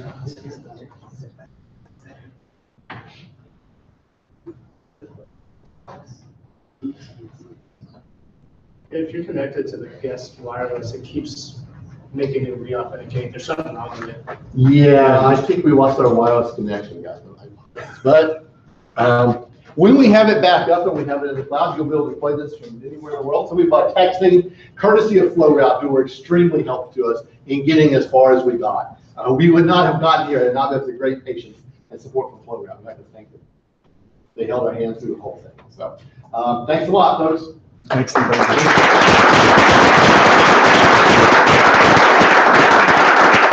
Any questions? And to those that still have to demo, check your Wi-Fi. Okay. Yes. So, who wants to go? Go for it.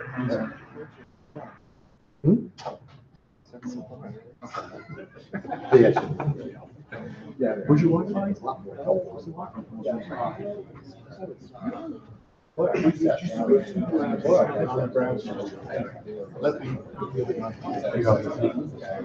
No, unfortunately. I'll click on that. So just tell me to change.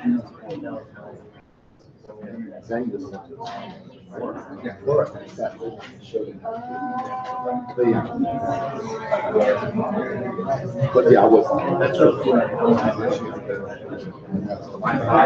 Yeah, I knew that Google Hangout was cool. I had trouble Google Hangouts. So you let me know. Okay, guys, quiet down. Next presenter up. Over to you. This is I came from Ethiopia. So today I will be demoing the SMS or voice appointment system. So have you been frustrated like calling to the customer service and hearing that press this for one option, press this, then you just need to make an appointment. So instead of that, after listening to all those options, you have to talk to the customer assistants, which you have to wait for some minutes until you get the contact with them. The other scenario is like you have to make an appointment with your dentist, then they send you confirm your appointment, but unfortunately you are busy and you say cancel, then they say please call and make an appointment another time, which you don't have to do. So what the application tried to do is that like, it will connect with any scheduling or appointment system that any company has. So it will give you a list of the companies that are available near your location. So you just select your category, then you just make an appointment for the doctor or dentist that you want to see. So the technologies that I used is FlowRoute and Java, Spring Framework, and MySQL. So like I didn't get the time to prepare graphics design, so I just have a scenario. So the user will text hello for the specific number. So it will say, welcome, would you like to tell us your name for the first time? So every time we just tell the users the syntax, how they send back the response. So they give the name, first name and last name. So when they send text, so this will be done for the first time only. So after this response, every time the user is texting, our application will save his number and name on the database. So this will not pop up the next time. So it will give him the list of category offices near him. So hospital, dental, DMV. So let's say he just select hospital. So that means, yeah, correct. So he will text one for hospital choice, then he will have a list of hospitals near him. So let's say he selects Dr. Phillips.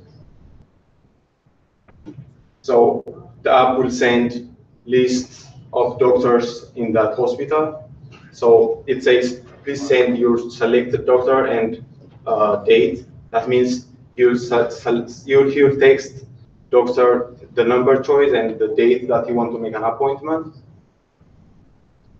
So the application will send back the available time on that date is the time that he can make. So how this works is that it's something that will be integrated with other applications. So let's say that one dentist office, they have their own appointment system. So we're just gonna integrate with that application so they don't have to worry about anything. So let's say the user selects from 8:30 to 9:30. So it says, thank you, your appointment with Dr. John Matt at this date is confirmed. So we will send the confirmation to the hospital or dentist office. So the advantage of this app is it minimizes the time wasted on waiting on the line, and it will give assistance for people with hearing disabilities, and it can be integrated with company or appointment system that with any office or companies. So I didn't get that much time to work on this. Like I was having issue with setting up with the flow root endpoint. So here's the endpoints that I was able to do. So the user texts hello, then it will send put your first name. Then whenever he puts his name, so he will get the list of office. So the application is gonna be communicating like this. So it might look like you are texting too much, but it's better than waiting on the line. Like sometimes you are in the office, you don't have to call. You just text and communicate with that and make. So that's it. Excellent. Thank you so much.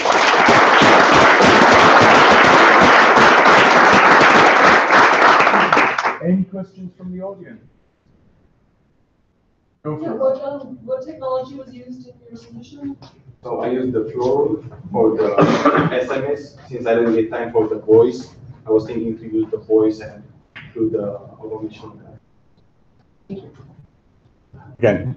Oh, any more questions? No? Great. That was excellent. Thank you so much. We have 3 left. So would you like to go? Or guys? Okay, they're keen. There you go. You didn't move fast enough. I'm sorry.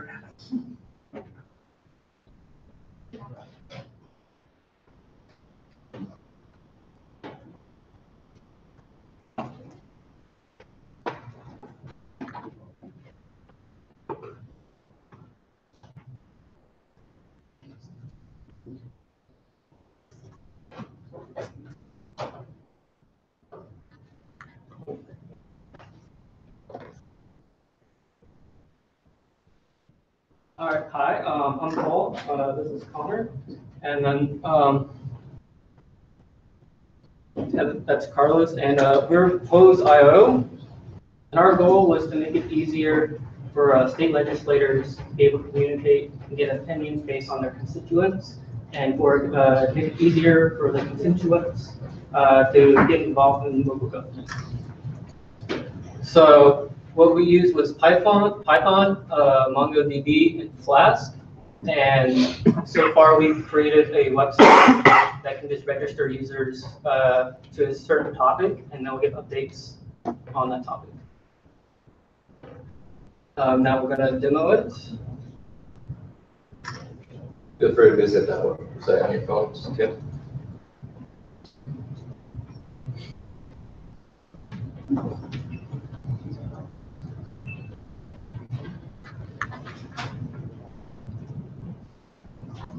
So you click on the register tab, you can put in your name, last name, and then for the host code, you just put in TADHack in all caps.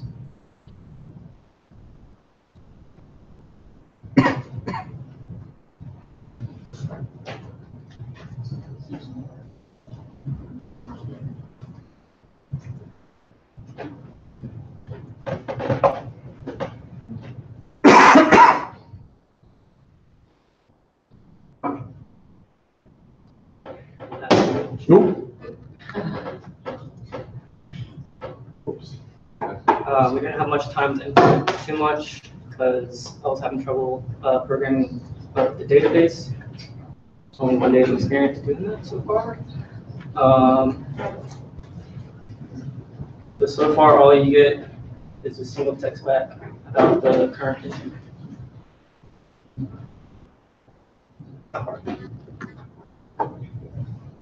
And that's pretty much it.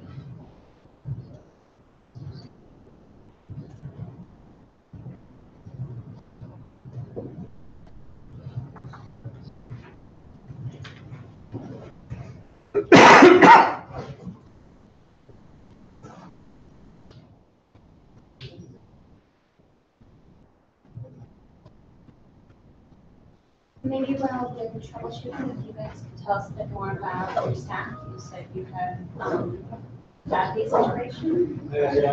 He did all the database stuff, but we use MongoDB to keep track of all the users, and we can create polls that have a list of questions.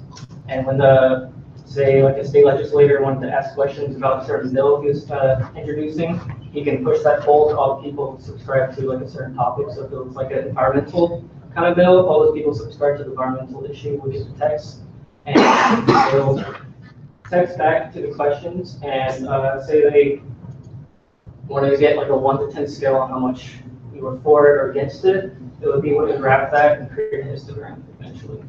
And did you guys have time to do some type of routing in terms of figuring out who was answering what question when they answered what they We were just identifying each person by their phone number. Well, you would also register your name too. But yeah, that's.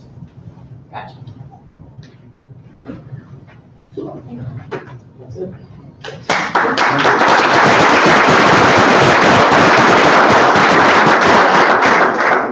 And again, the resources you're using? Python, Flask, and MongoDB. Okay. Flow route.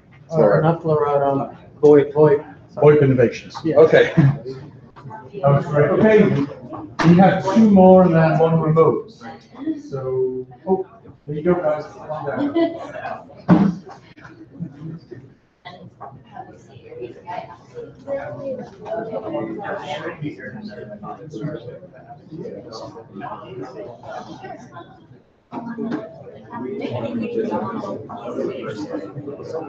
down. Do we have any after South Australia? Yeah, you have the VGA? Yeah. So VGA next to I was thinking something sorry. Hopefully this works.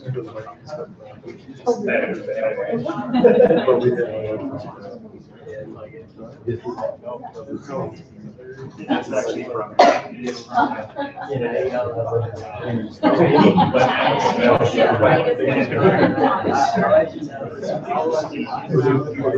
How do I switch it over to Okay, sorry.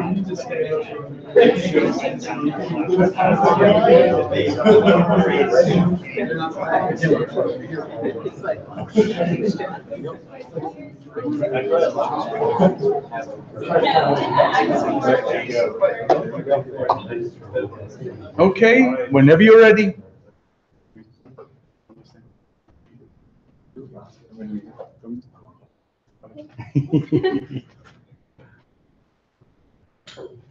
So have any of you guys ever encountered the situation where you're all alone by yourself, somewhere that's probably all by yourself, especially for single females out there, and you hear some footsteps behind you, or you hear the leaves in the tree blowing, and you hear some sound of somebody right behind you. Or in this case,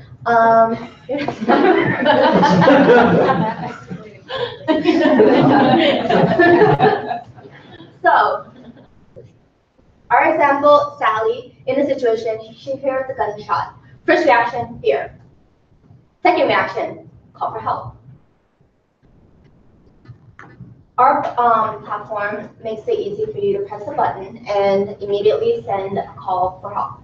And our call goes to police and your lifeline.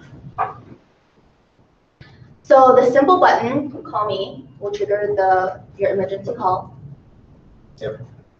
So we ran into a few problems when implementing this, mostly by using the JSON to send to send requests. So we were using the Tomix platform, but this is essentially just an idea of what you would be seeing if this were to work. So that's just an example of the type of data you would get back. So the people on your lifelines, when you set them up in your phone and you want them to know where you are, what it's going to send it to them, it's going to send them your GPS location. It's going to send them a nice little URL so they can just tap on it to see where you are, the time at which you called for 911, etc. And you know, a big part of how we got this idea is Juan from FlowRoute mentioned yesterday that in South America, there's problems with kidnapping where you're just walking on the street, someone just comes, grabs you. And so if you had, say, a button where you could just press it and let everyone know kind of where you are, and maybe even in the future giving you updates on your GPS location of your phone, might lead to some sort of help for you. So it immediately tracks your GPS location, and that simultaneously creates that network where you're connected with emergency correspondence, you're connected with all of your lifelines in your contact list. So for your lifelines, obviously we have 911, and then your SOS lifeline contacts, which is preset in your contact list. So all of your contact lists are imported, and so you would choose who your contacts are that you want to be contacted. Okay. For example, your brother Harry, he immediately gets a text, an email notification. So this platform is meant to keep everybody in the loop. If you imagine you're in a situation where something's happening, you don't know what's going to happen, something's going to happen, you want to tell somebody, you want somebody to know, you want them to know where you were last seen or what's happening, this automatically initiates that recording and the contact. As well as if you have a loved one who's in this situation, you would want to know what's going on, what's happening to them.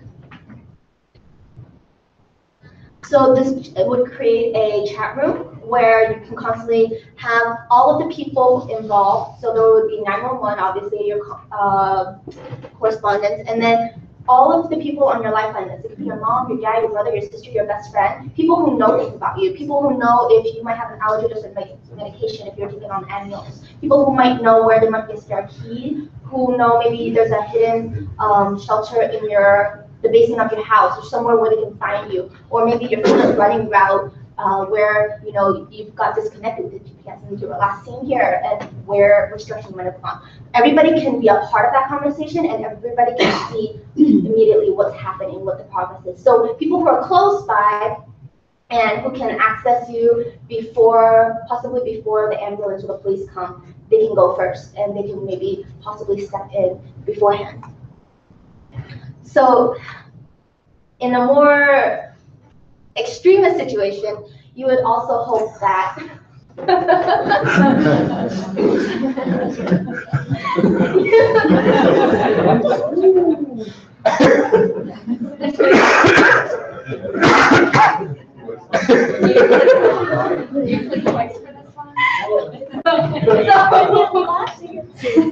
in the extreme, you want to take the more extreme situation. No, for a lot of the tragedies, you do want to make sure that you're in touch with the people who matter. And so this makes sure that you can get in touch with the people who, if you really are in your last few moments in life, and you had any last words to say, you're connected with all the people that matter to you. Okay, sorry, can I extend on that? Oh, yeah. Because you're also connected with emergency contacts, so you don't have to choose between making a final call to your loved ones and getting help. You can get it all at the same time. Right. So you have to choose which one, and in this way, yeah. And so in your time of need, you are in touch with everybody who needs to know. That was great. Excellent. Thank you so much, guys. So we're using React Native, and along with Expo, just to quickly, scan QR and make iterations, etc. Go ahead. So did you run into any unexpected problems? And Yeah, yeah. So it's funny. A lot of the APIs that we used, we were able to send a GET to them through JSON to get back the list of DIDs that we purchased. And that worked just great through JSON. But for whatever reason, just sending a post to send out an SMS message didn't work so great.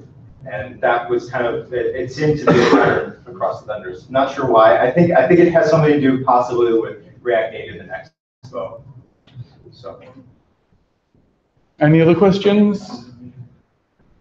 Go for it. Is there some kind of like shortcut to access the app and send for help? So I guess if it's like a quick emergency situation, you don't have time to like open the app. Yeah, absolutely. It certainly is would be an important feature. It's not something that we currently have implemented, but certainly you would want to have something like that. Yeah, Absolutely. Yeah. Just like Right. Natalia? Just piggybacking off of that as an idea of what you would do, it would be nice if it were sort of settled, so you're not constantly thinking or showing that you have an emergency button. But like on the, I don't know how iPhones are, but on Androids, you know how you have the lock screen and you can have buttons on there. Exactly. And yeah, so a button that looks nice still, but still looks like an emergency button. So one thing we might not have mentioned was that also at the push of the button to make it as subtle as possible, it would immediately start that conversation, but it would be recording the sound on your end, but it won't be sending any sound, obviously, dialogue to obviously let anybody know that, oh, you called for help, so it can be silently listening and recording, and so that everybody else can be in on the conversation, but in the background. Go for it.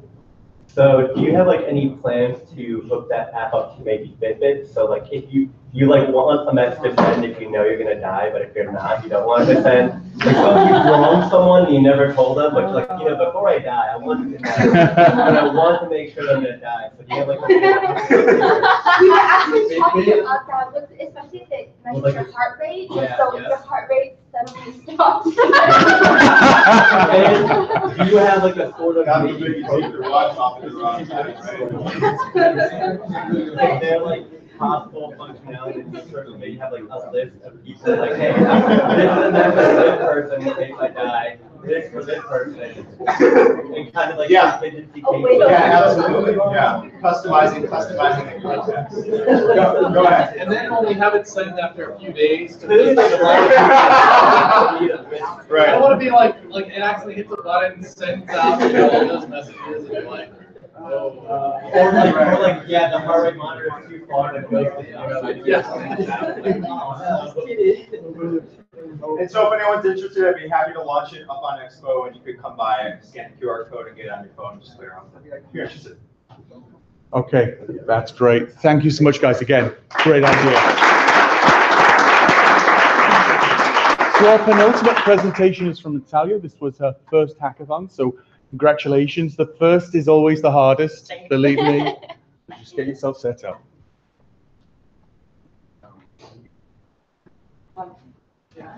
Although,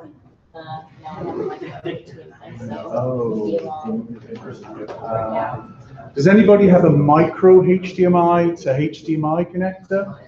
We might, just hang on. I have a potato. I like that. Phone is not a Yeah, that's what I said. That's what I said. There's always somebody else.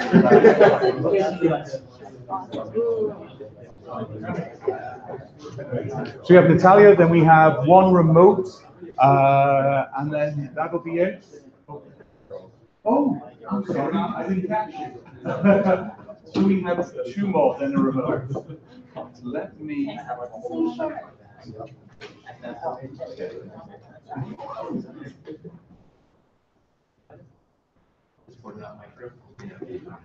Oh, hold on. That's it. Okay.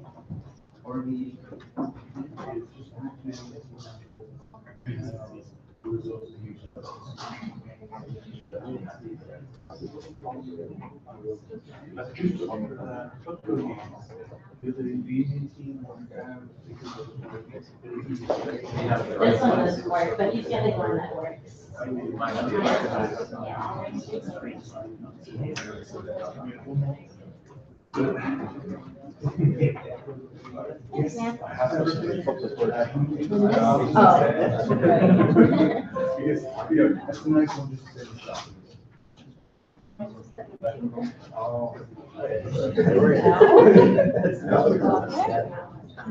That's kind of funny. I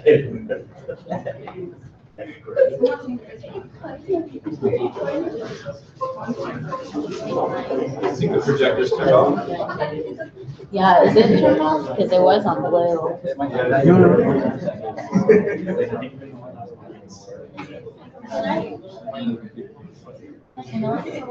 Yep, just email it.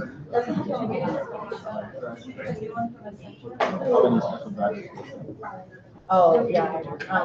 So, yeah, go, Alan.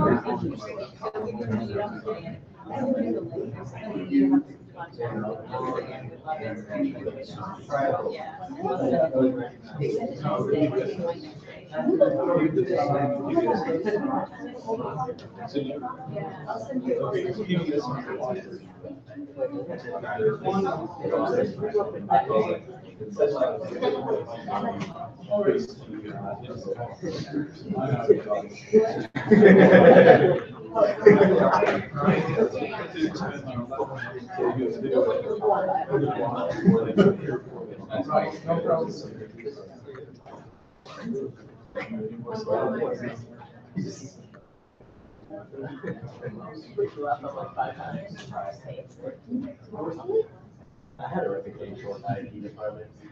I killed 2 laptops installing Kirkman Rd. One, we don't know why. You'll both work. Yeah, is it No. Yeah, I did on the piano. But like. There we go. They give me 11 strikes, they just missed. I had the lab in the record. No, I just. Yeah, right. Just tell me how. Okay. But I'm looking Thank at you. the record after that. Hello, thanks for your patience. My name is Natalia, and I came up with a project called Running Memoir. I mentioned it is my first hackathon, and so a lot of this was a really great learning experience for me. Next slide. So listen, guys, you now have an attention span shorter than a goldfish. I didn't make this up.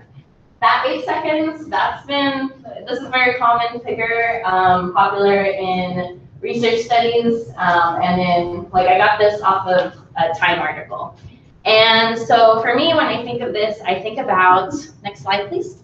I think about all the things that I can't focus on. I can't read a book, I can't write a book, and let alone write a paragraph. And it's really difficult to listen to, for example, your grandma tell her stories, or just any of your loved ones. Next slide, please. So here's ideas, things most inconvenient times. For example, when I'm driving. And so something I try to do is transcribe my ideas by saying them out loud. There's an app for this. There's some apps for this, but they're hard to do while you're driving. And they won't always work the best. And then you're left with some note, some random note on your cell phone that you couldn't edit if you wanted to. You have to go through complicated copy pasting. And so my solution for not being able to write is transcribing, and you would then be able to create a running memoir. Say you would, every time you get in your car, you'll transcribe for 20 minutes, and that's your daily journal, and it just keeps getting appended to your running memoir. And so next slide, please. So I got a really great flow of how this would work. Like I said, a lot of it was learning for me. So the way it would work would be you would call into your VoIP number, and you would just start talking. And that VoIP call, it would be recorded. And either during the call or after, that call is going to be transcribed. And the transcript is the text file. And then the part I have yet to work out as to how it would happen, you would convert that text file into a Google Doc and append it into a running Google Doc.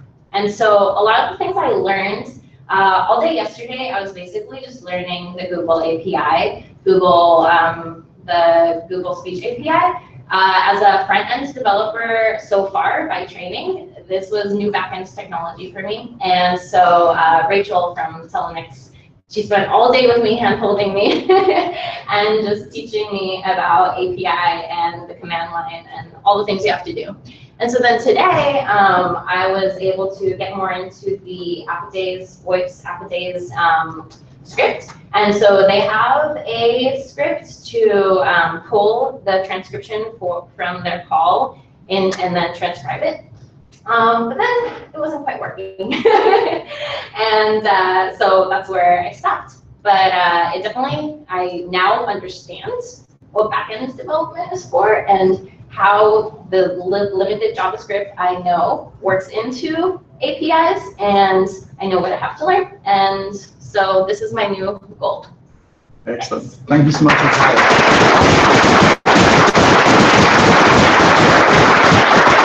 That was great.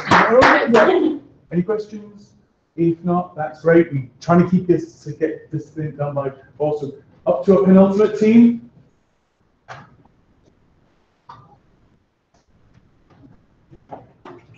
As I said, after this, we have one remote video. Okay. So what I'd ask is for the judges, once we get the last remote video done, we're going to head to the back room and we'll decide there. There's sandwiches left over, there's chips, there's snacks, there's lots of soda. So just chill out, relax, and we'll get the judging done as soon as possible. We'll get back here and then announce as efficient as possible. Okay. So while they're setting it up, one quick enhancement to what people are doing is it would be good actually, or better if the system would talk back to me saying, hey, this is the same idea you talked about last month. Tell me something new.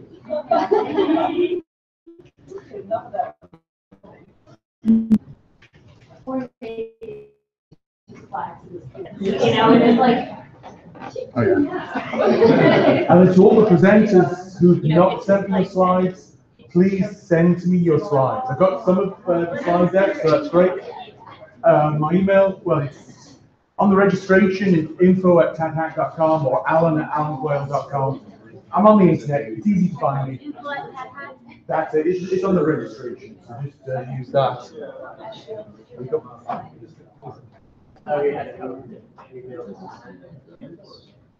Everybody should have got Yeah, I should see it resigned. There you go. There you go. You guys. There's such a connection. Do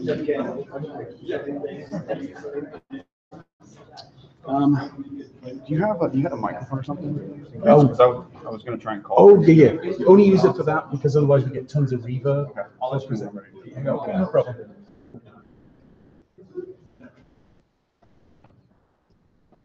All right, so my name is Miles McNamara. I'm a full-time WordPress developer, Node part-time developer, and full-time geek. This is Mustafa. You can work for again. Turning Point Healthcare Solutions. I work in the healthcare industry. I'm a back-end developer. My primary focus right now is on microservices. My little bit of background, I've been working in the mobile space for quite a while, and back into the back end side of things, and really enjoying it. So we had two other people with us too, BJ and Cody, who helped on the majority of this code base as well, which couldn't be here today. But basically, I have, before we came here, this is actually our first TADHack too. And before we came here, I have a friend who runs a call center. So I prompted this to him and said, hey, give us some kind of viable, commercial solution that we can come up for you, or that we can solve, that could be turned into some kind of business or commercial application later on. So he gave us a few things. A lot of them would have been very difficult. We couldn't do over a weekend. But the one we decided to go with was what's called a third-party verification system. So real quick, when in a call center, they're trying to sell energy or gas or something to somebody, they call that person. Once the person agrees, yes, I would like to go with this plan, whatever it is, they have to, by their contract, they have to have a third-party verification. So what we set up for them was basically a way. Currently, there are a few people who do it, but it's very archaic. You have to send them a script, and then they'll take a few days to upload it, whatever it is. So we basically made it to where it's completely dynamic. So the idea behind this was initially to use the XML and basically create an XML generator in a sense. And so we had gone through looking at using a couple of different technologies. The actual backend runs on Node with MongoDB and Express, and then we were going to use API-based stuff, and we were kind of limited by the features with the XML, and then we were looking at using the Avaya, but which I'll explain here in a second. It seems like it was limited to 4 recordings per that situation. Since we're going to have dynamic setup, we ended up actually using Plebo's API because we can make the API call and have a limited number of recordings. So basically, the way it would be set up is the user can come in here and they can create their own apps. So if you want to go to the apps, they can create their own apps. So here's an example one we did, go to manage. And so the idea behind it is that they can have an unlimited number of steps. And so the way it works is when they call in, it's going to say, agent enter this. They basically want to be able to record the user saying, yes, I agree to this. And so if you want to just edit one of them so you can see real quick. And so the idea was, like I said, is to make it completely dynamic and basically generate the XML for it as we need to. So, you can select, what kind of language, whatever it is, that's real quick. Oh, sorry. So you'll see here in a second, I'll call it. So you can select the language, and all it's doing is just generating XML. And so what we did through this is just to have it so that one of the things he told us that was an issue was that when they call and the client's like, it says, client at the end of the tone, state your name and address, whatever. One of the issues was that the client may say something wrong. They may not say it right. So we had to come up with a way to basically allow the operator to pause and go back to the initial step. So I believe Zhang actually has it too. It's where you have a finish on for a recording where you can use either a star or a pound. So the way we did it was we just checked if a star was used, it would basically pause the recording, go back to the original step. If it was pound, it was basically accepted. So I'll go ahead and call it here real quick just so you guys can kind of see how it works. Just stand over by the X. Thank you for calling the TPP Secure Terminal. For your protection and quality assurance, this call will be recorded. Agent, please enter TADHack 5-digit ATM PIN number. Sorry, I did not get your response. Let's try again. So we had to figure that out. So loop back if you didn't enter it right. If this is correct, please press 1 or to try. Agent, please enter the 10-digit telephone number from someone at TADHack. The number you entered. Yeah. What just happened? We break it? It looks like you might have lost. Yeah. It's still serviceable.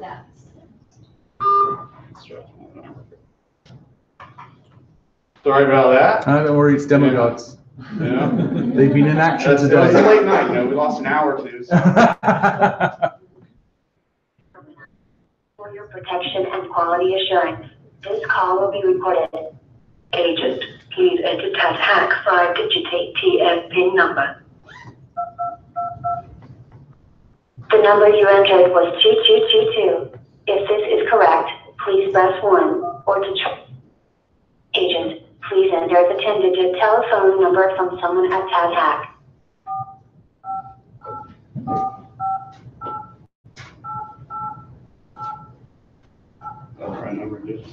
The number you entered was 45845888888. If this is correct, please press 1, or to... Thank you for calling the verification system for some company natural gas.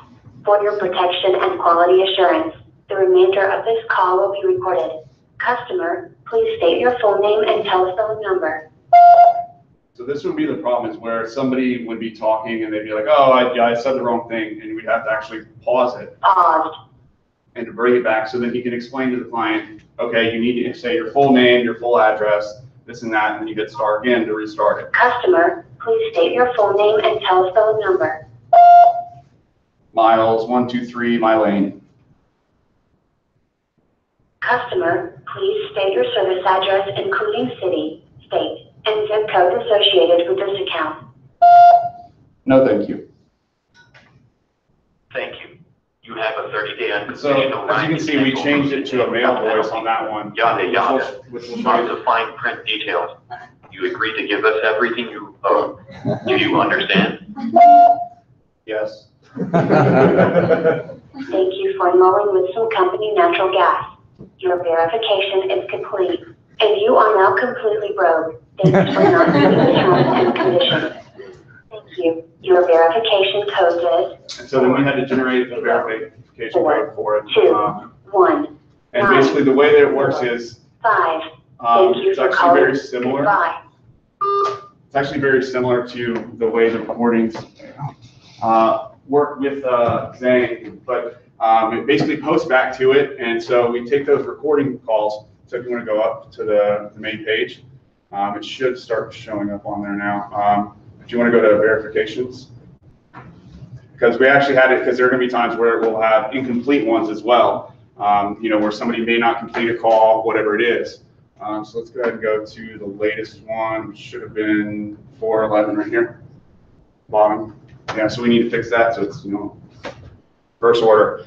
So the idea behind this was that, and the difficulty was that for their contract, they needed to be able to have the full recording of the entire call, plus sectional recordings of each one. So we had to have that beat, where it says after the beat. So we had to find a way to separate all those things. So you could literally go through, and if you play that, it should play back exactly what we were just going through. But then we also have here. Thank you for calling the TPV Secure Terminal for your protection and quality assurance. And then, so you'll see here we have these separate sections. So if you just want to play one of those separate sections. Miles, 123, my lane. And so it was organizing these things so that you basically bring this technology into the future, so to speak, and then we can make money, hopefully. That's kind of the whole backend system of it. If you want to go ahead and show them on those other tabs, you'll be able to see an example now. If you go up to just the other tabs where the XML is shown. Oh. Chrome tab, yeah. So you'll see basically what we did with Express was we created endpoints based on the app, which would be created. And eventually we want to integrate it to where we would be able to register phone numbers for new users. So when a new client signs up, it automatically registers through the API, generates this. But it's based on each step. So you have a step that keeps going through each step. And so you'll see here, this is the first step, or he's on third now. That's what but yeah, so you'll see this first step, then you have your second, the incoming, then you have your steps. And so basically all it was doing is just generating that XML from our actual website. So then when the call comes in, we can output whatever we want. I think that's about it, unless you have anything else. That was cool. Excellent. Thanks so much, guys. That was great. Any questions from the audience? If not, because we're running a little over time, that was great, guys. Excellent. Well done. So we have a final pitch, and it's a remote one, so it's a recording. And this is from Akko over in Turkey.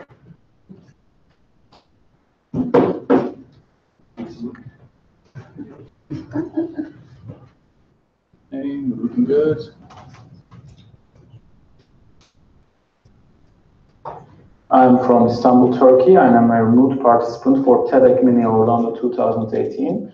I work for Garanti Technology, a subsidiary of Garanti Bank, and I work as a collaboration services engineer. in Garanti technology. Today, my hack is about an emergency notification system. So, in an enterprise or in any company, when there is an emergency, someone needs to let the critical personnel know that there is something going on, such as like fire, earthquake, or even worse, coffee shortage. But there is a thing, there's a problem here, because it's not very easy to know whom to inform and when to inform those individuals. There might be some internal tools that the company is using, that internal messaging tools, and these tools can provide some sort of assistance, but in case of infrastructure failure, these tools might be at fault, so they might not be working, so it might cause a problem. The solution, one solution might be WhatsApp, but let's be honest. Every sane person mutes WhatsApp groups that are only related to work. Nobody looks at them, nobody looks at the messages, nobody cares. So this hack, emergency notification system, sorry for not having a fancy name, can be a solution, which is using SMS, of course. Nobody can get rid of those mind-boggling SMS messages. And with emergency notification system, you can create your groups, manage group numbers, send your messages like never before. For this hack, I use Python with Django framework, and I use Flowroot as the SMS solution, which has a really good SMS API. It was very easy to send and receive SMS, and it makes my life very, very easy. It's a very simple to use API, and it has a really good documentation. So thanks guys. So let me do a quick demo. So this is my system. Let me open another tab here. There is a thing here that the Flowroot's API only works for US and American numbers, and I'm from Turkey, so I don't have a number that's inside North America. So I'm basically tracking the messages, incoming messages for these numbers. These are like the IDs that I bought from Flowroot. And this is the emergency notification system that lets you know when the coffee left, no coffee left, and there's a cute kitten out there. So yeah, you just type your email and your password and you just log in. And you see your groups here, like coffee emergency, kitten sighting, and least important one, data center failure. So you can add a group, like, and remove an existing group. So you can go to a group like TADHack notification, and you can see the numbers that are inside the group, and you can just like, let me add that number here and send a message.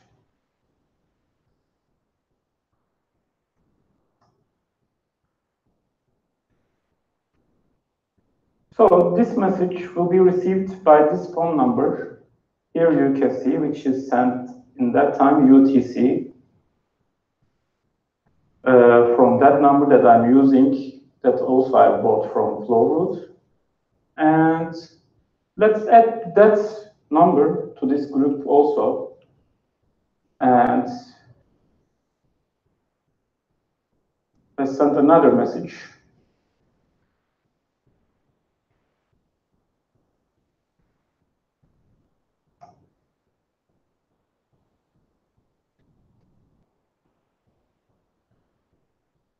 So you can see here. And that's basically it. Thank you for listening. And thanks everyone for participating in this hackathon. Bye. Excellent. And a round of applause, because I'm sure he's watching it on the live stream.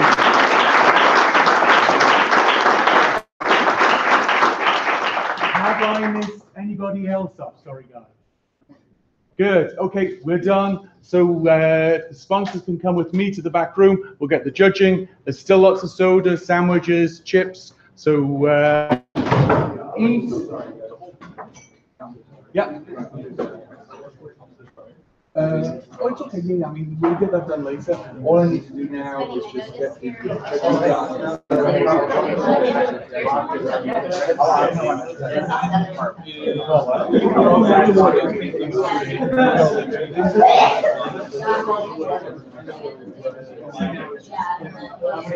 Don't worry about it.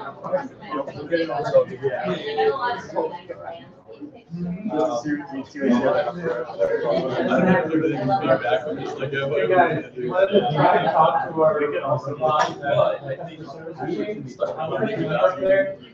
Or, you know, we thought it was kind of fun.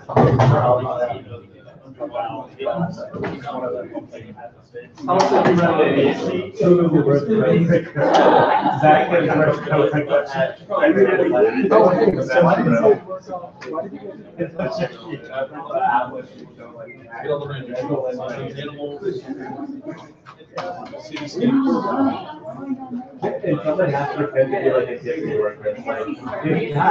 Every weekend.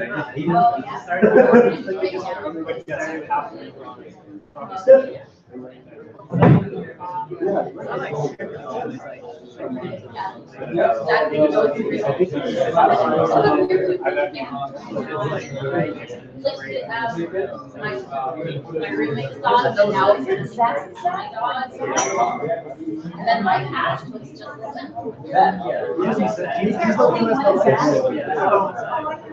Yeah, he's only lives on the lights. No, other side. She knows that. You see him like. There's only one side. You can work with me as well.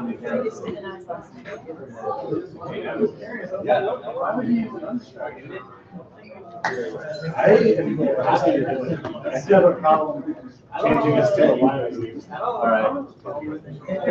Yeah. Oh, yeah.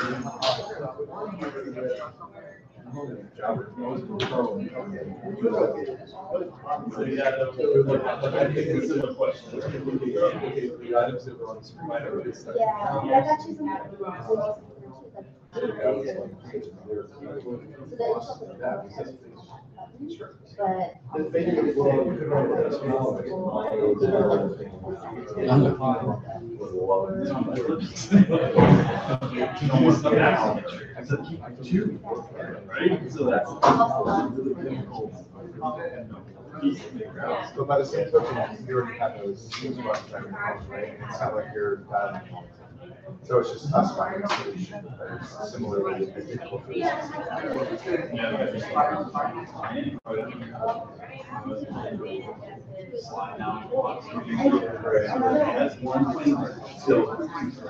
yeah, and for me, I have to press the emergency, and then I have to dial the market. So, either way,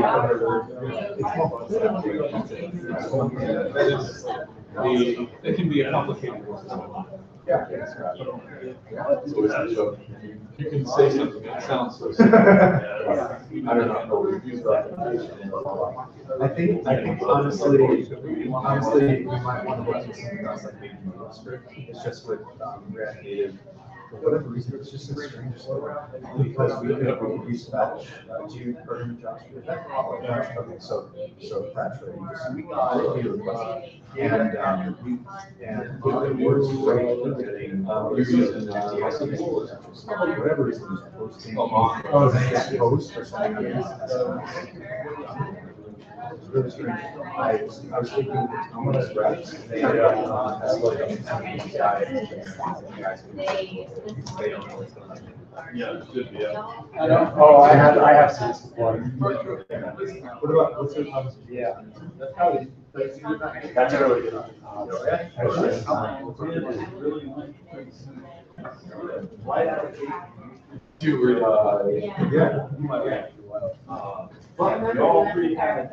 All right. So, we got yeah. some targets into which we can get right. Oh,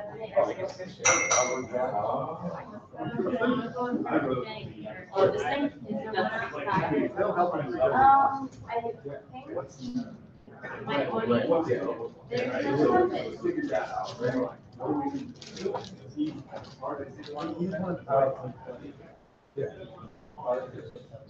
We have like one.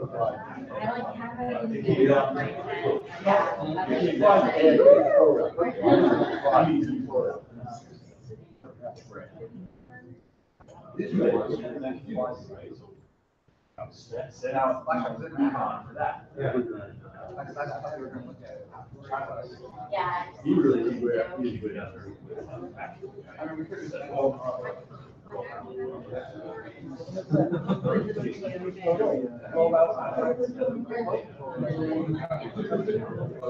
Yeah. Are we doing portrait or landscape? Oh, okay, got it. Cool.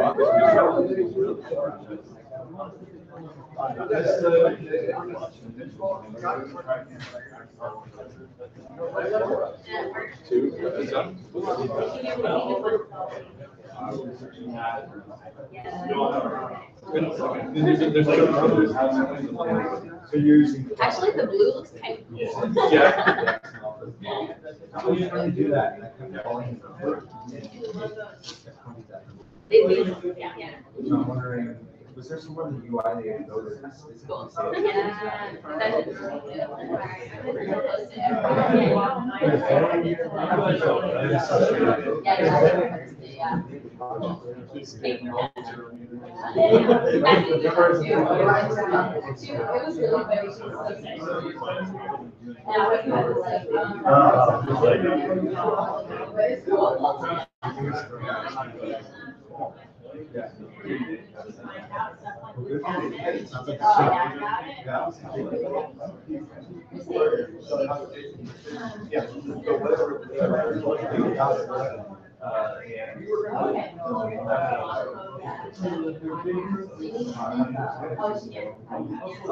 Is she, Well, that's because they were hiring for a junior. yeah, well, basically.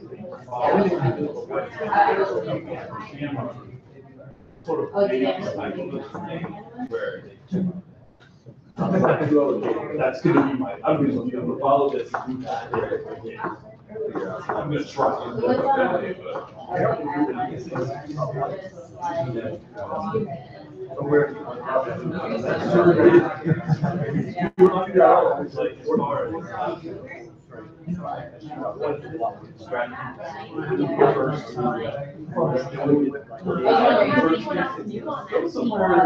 Not too far after first one. That was wondering because, you know, I applied support, and then two other jobs that was really good came out right after, but I was still feeling too rejected to do it.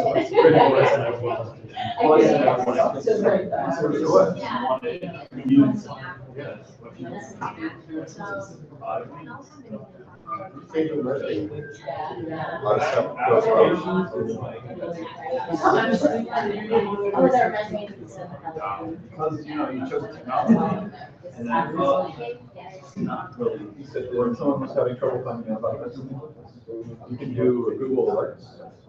And so you can do target alerts or track the song inspiration.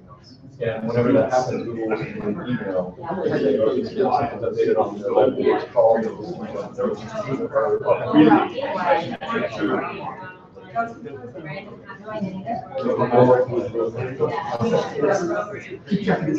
totally bleeding. More like for people are being Definitely something we should. Set up, like,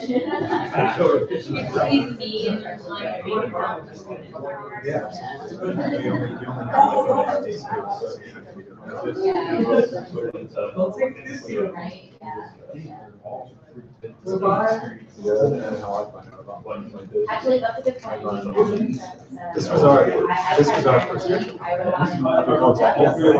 Before I do this, Yeah.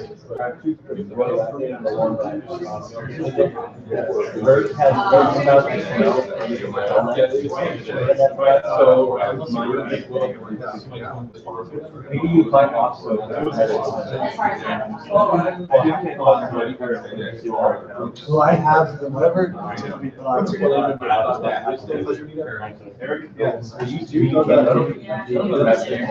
Well, maybe you got to do the. Thursday working on it. Do I just need to change like? I don't want to use it anymore, but like, You would change her and that would say that. So yeah, some of these other groups get away from, you know.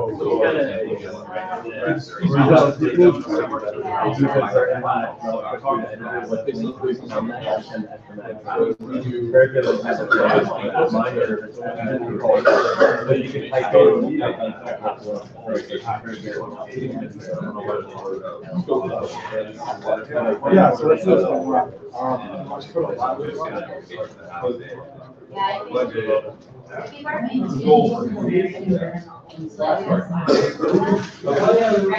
Yeah, but if somebody posts about it, and it's posted on the front end, yeah.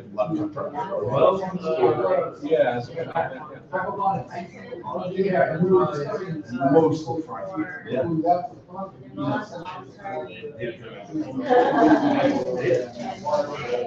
It was so weird.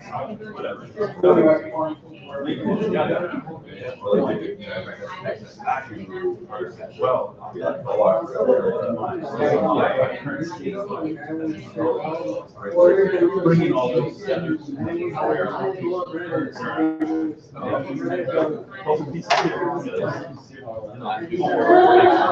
Yeah, that's the problem.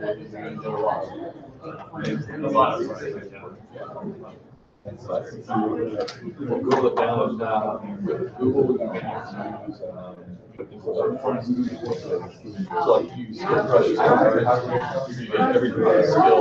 I've just kind of I don't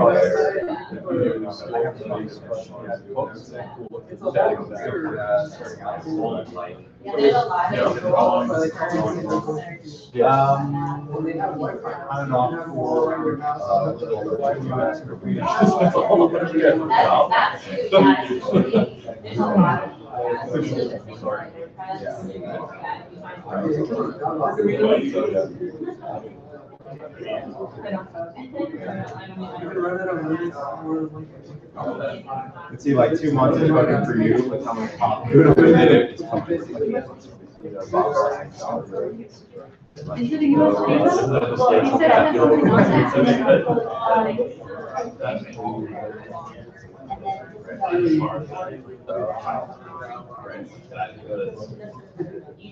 Like, for instance, well, that's one of the first things they teach you, you're good at drawing, like you draw.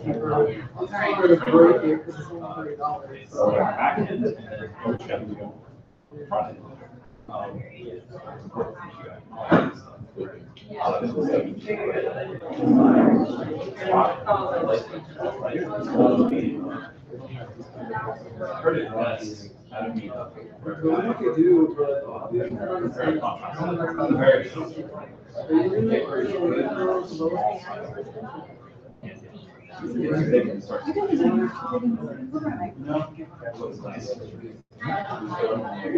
We did it on the project, and it was like a how long it was.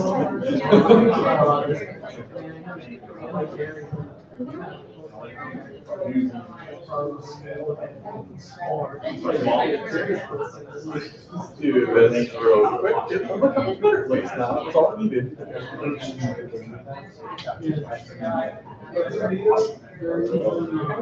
I haven't done the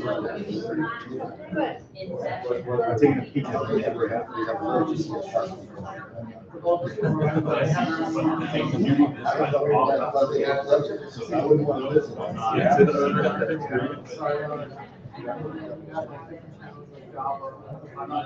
Software developers, you can know more. So if it fails, it just fails in front of you. It doesn't mediate for you.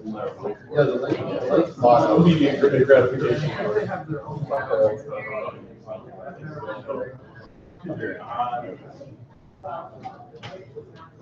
I guess.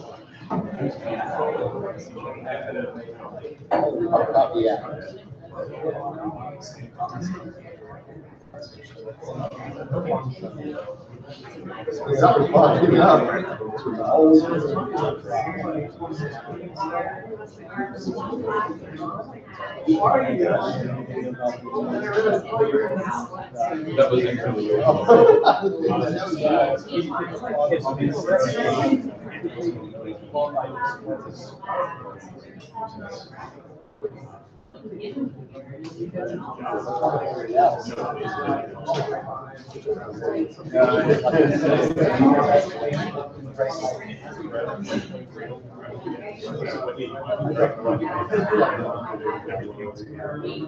Oh, yeah. Yeah, that was like, you open the door, the bathroom sings to you, golden texture. Yeah, that's cool. You were telling me that.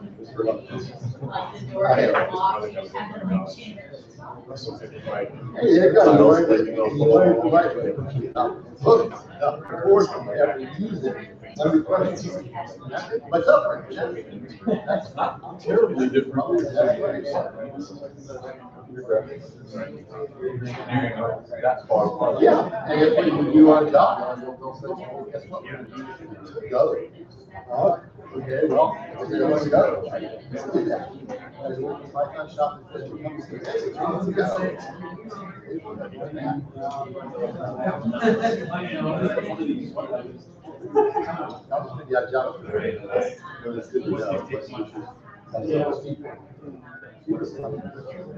TADHack was for what was the world. Tricky job, of course. Yeah, like calculating to be over there.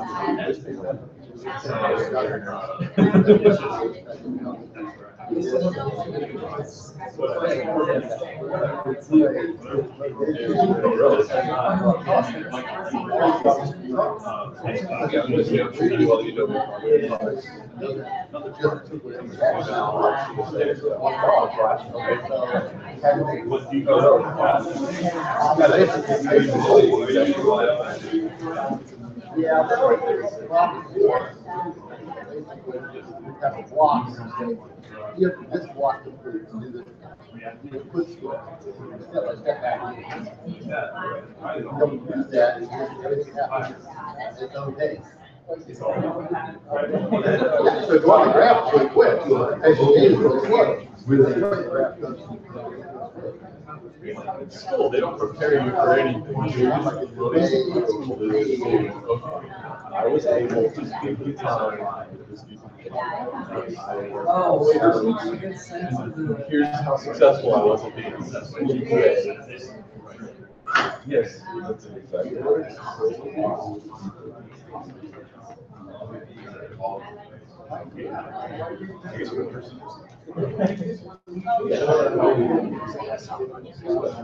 She's been in the university.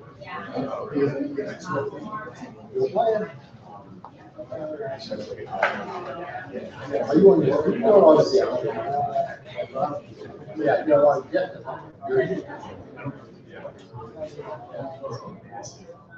Oh, yeah, I don't know. Yeah, you're right, probably.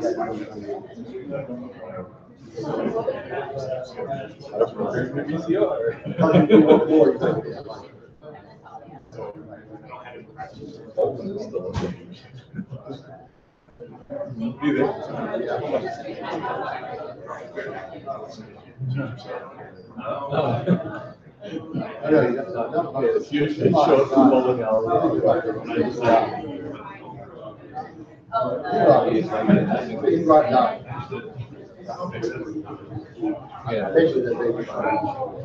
Yeah, what is the?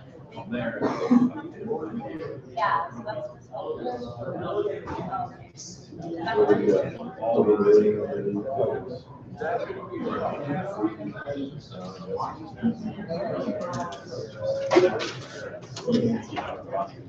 Yeah, I don't know.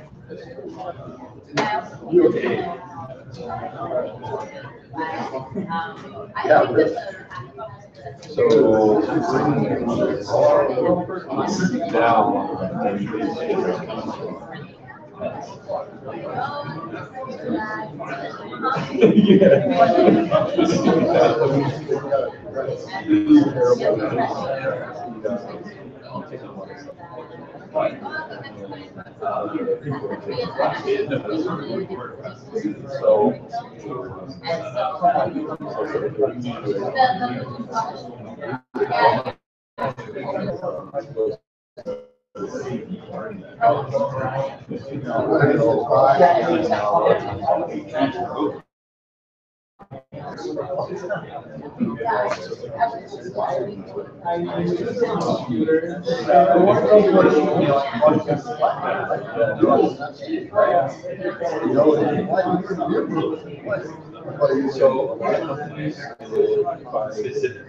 right now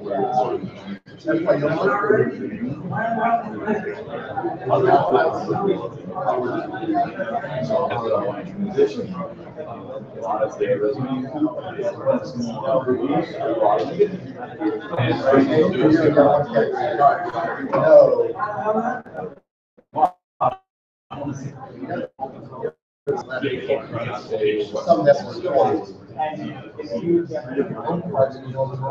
Yeah. Yes. That's right. That's right.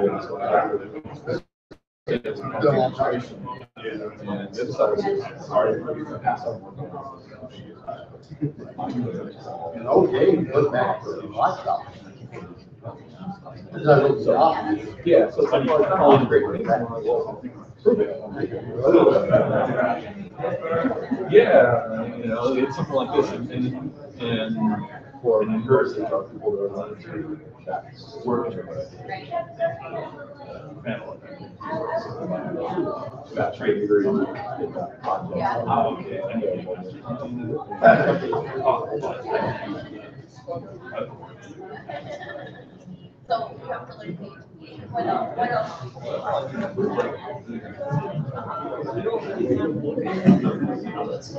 It was awesome. Well, the flip side is now I realize that it's such a large puzzle.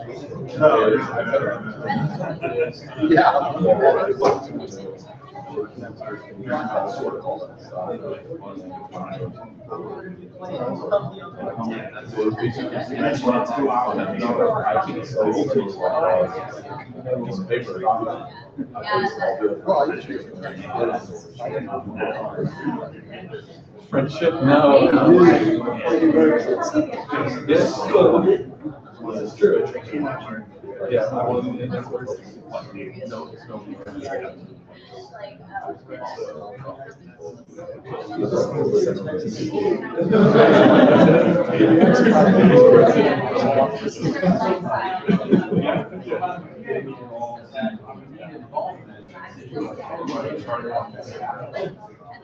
Again, if I knew what was going on in life in October, that would be easier to say. Well, not only that,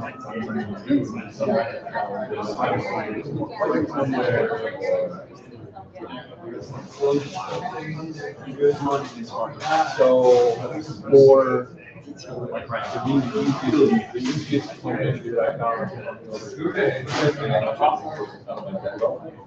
so what I'm doing is doing more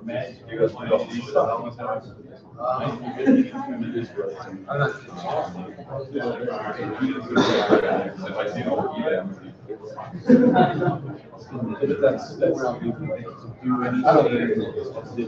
I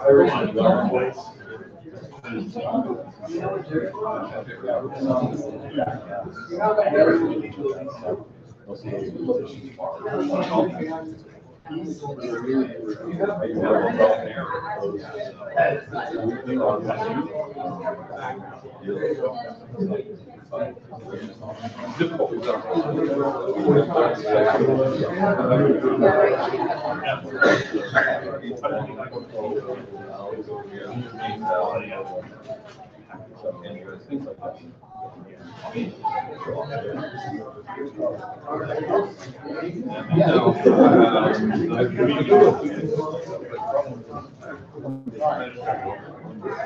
Merry Christmas, if it were, we wouldn't get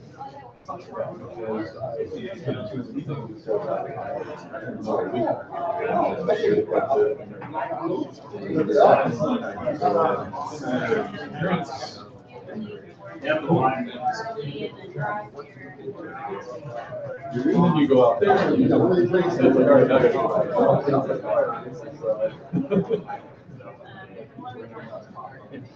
Yeah. But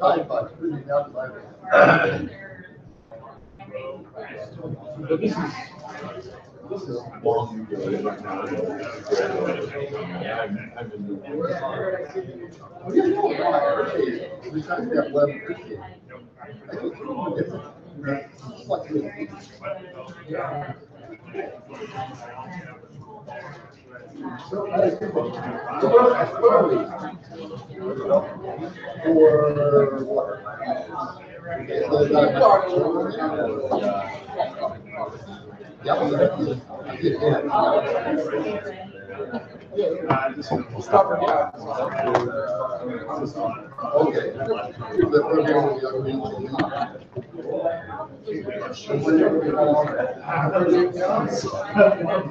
I swear you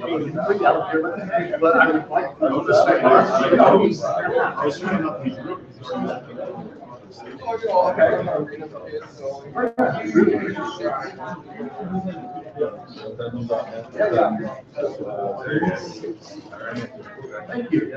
I'm not familiar with that. I've actually dealt with people. Because what? I was going to say the world right now that we're in.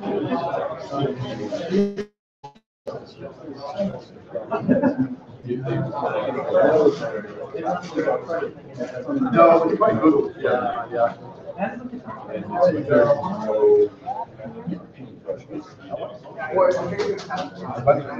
If it breaks, it's full of elimination.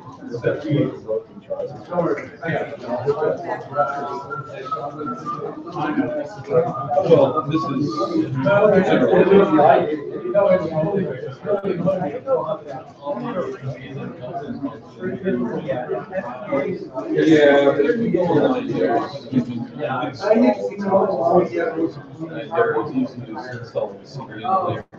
Oh, no. Just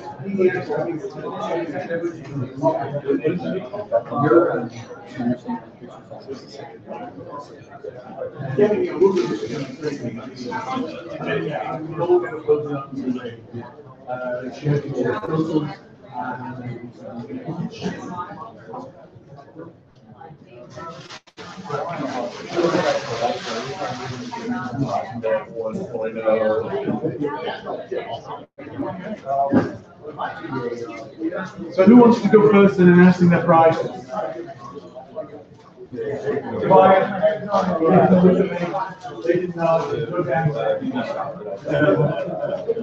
I'm just going to do it in alphabetical order. There's going to be Maya, Laura, well, I'm going to do it in. I was going to say, don't have to say, it's graphic design. Obviously, we want to tell me design.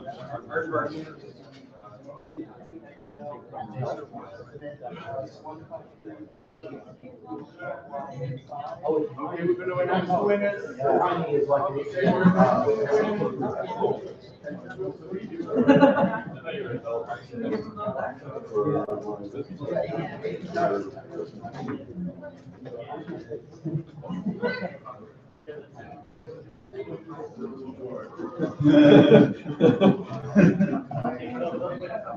They told me it's that old.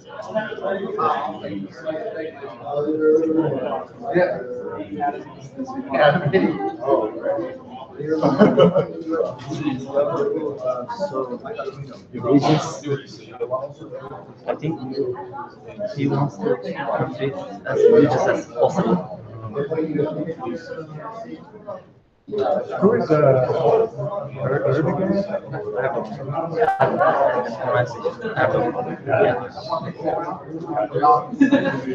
In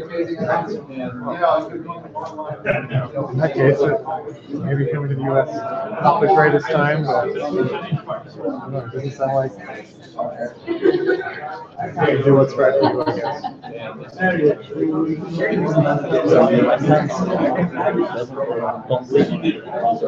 Maybe So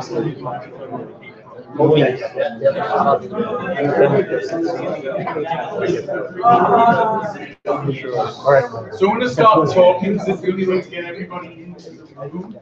So we're going to announce the winners once we get most of the people in. Now, first of all, thank you to everyone who took part. This was double the size of last year.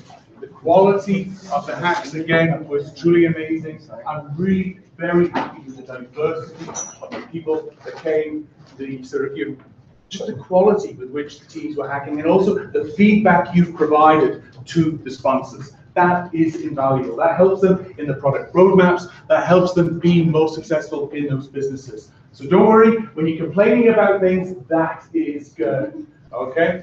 So what I'd like to do is to invite the buyer folks. If you can come on down and announce your winners. So the way we're going to structure this is each of the sponsors is going to come down. They're going to announce their winners. The winners come down, and then we'll do a big group photo, and then we'll move on to the next sponsor. So guys, over to you.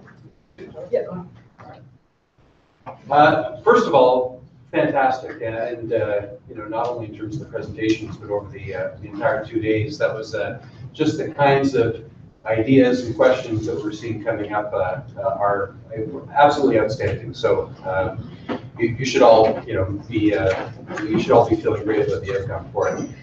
So what we did is we actually, for the main sort of prize piece, we picked 2 teams. And then we actually added 2 supplementary prizes after that, 2 specific categories for it. So we'll address those. Alan, should we maybe sort of go through the names of them first, and then have everybody come up, or sort of do it in sequence? What do you suggest as a? We're flexible as always. So what I suggest is announce all your winners. Yeah, we'll do all the winners then first. We'll have them all come down. Okay. I didn't want to mess up the photo op. Yeah, that's what the marketing people are paying for. So that helps us afford all the food, so we got to make them happy at the end. Sure. Make sure you stand on the end. So for the main 2 prizes, we picked ciphertext. That was first of all, just in terms of the the amount of stuff that you were able to pull off in 48 hours and the integration of all that hardware, that was I think that was absolutely outstanding. Can you want to announce the other one? Oh yeah, the second team was the ghosted. We really like the idea of anonymizing the phone numbers and the contact details at some point. Because you're splitting more than $1,000. So $1,000 is splitting. Yeah. So they also have $2,000 gift cards. So I just found out about it. So that's the main 2 prizes. You want to mention the categories? So they're getting 500 each. 500 each. We're going to split that between the 2. You want to mention the 2 categories? Sure. And then we're going to give a prize for best workflow design solution, and one for the best API or application coded solution. And Sure. So for workflow, vote for me. We thought that was great, and I know we were working through all sorts of things with the Zhang workflow designers. So we've got a gift card for you specifically for that one, and for the other piece, which was the Java, the API based workflow. We thought the holder was fantastic for that as well. The stuff that you were doing in terms of incorporating the orchestration into that workflow, that was fantastic. So those are the 4, and again, so first of all, a round of applause.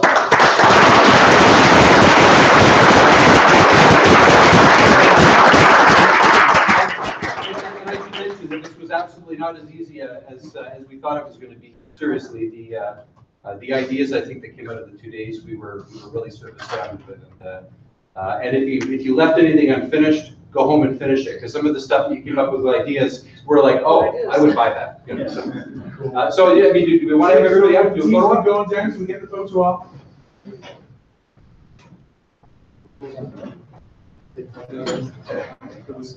Great job.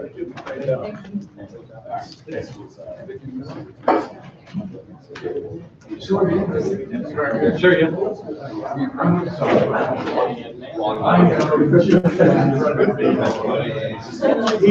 Your marketing people would love you.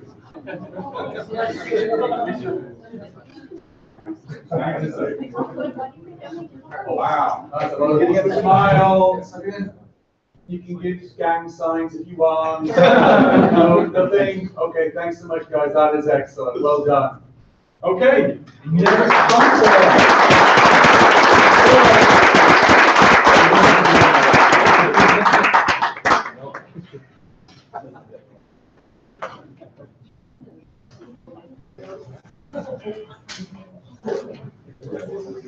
Sure. So I mean, first of all, absolutely blown away by all the work that you guys did. Amazing ideas. And from our point of view, we primarily were looking at 3 different factors. One was the novelty of the idea. The next was in terms of how well you implemented the idea. And the third was the value in terms of what are the benefits associated with the idea for common people. So on those 3 factors, we had 2 teams that scored really high. One was Ciphertext for awesome implementation and awesome utility of your idea. The second one was Ghosted, just because it was very novel and also amazing implementation. So I'd like to call out these 2 teams, and thanks to everyone for participating.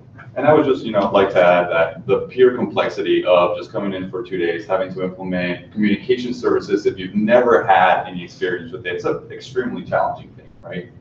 So all of you did an amazing job. Really, you're all fantastic. So really excited to see what you do in the future.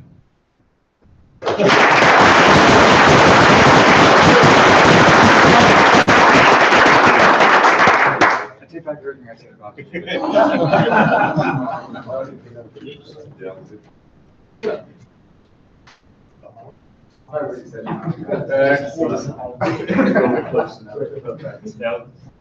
That's great, guys. Smile, come on, everyone. At the same time, perfect. Well done. Thank you.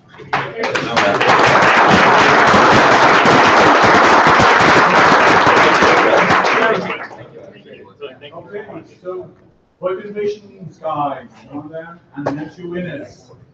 All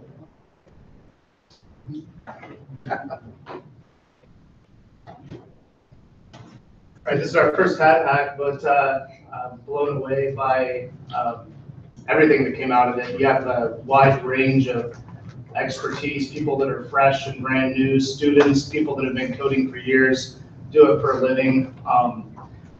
We looked at all sorts of different factors, but came down to impact, social impact, community impact, as well as novelty. So we split ours up 3 ways, and we gave a 400 to the Git poll for the polls for candidates and whatnot, or politicians to put out issues and get ideas back.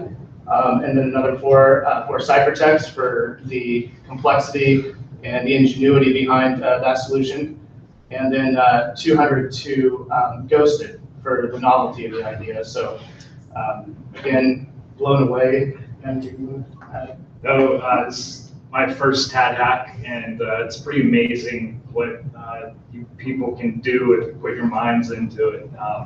For little over 24 hours, you guys have a product that can actually do a lot, and it was shocking to me to see what could turn around in that small amount of time. It was a great experience for me, and I thank everybody here.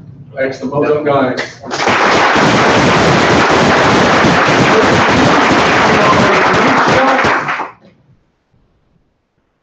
See, I need a sign holder.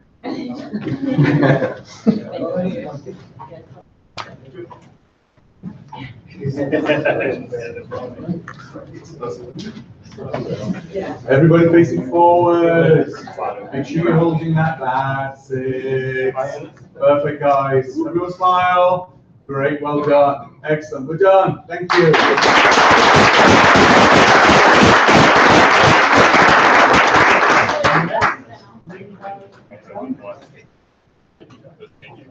And you're not last, Steve. You're penultimate prize here. No, I'm sorry. All right. I wanted to first of all echo what Alan said about everyone using the APIs, using the documentation, and giving us your feedback. Thanks for breaking our shit. We had basically one category by which we judged the applications, which is the dopest. So the dopest app was Vote With Me. Second dopest was Ciphertext. And third dopest was Team Thunderhawks. He's been waiting 2 days. And I just, echoing what everyone else, all the other sponsors have said, and also I wanted to thank you guys. I don't think I've ever seen so many entertaining presentations, truly, in a good way. Thank you so much.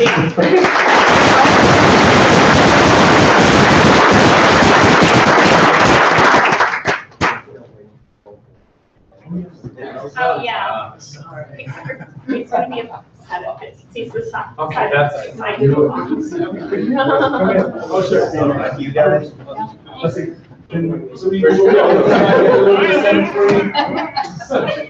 That's the split the team. You don't need to be all together. There's enough together shots, okay, everybody? Come on, face us on. There you go. Excellent, guys. Smile. There you go. Again, thank you so much, guys. Well done.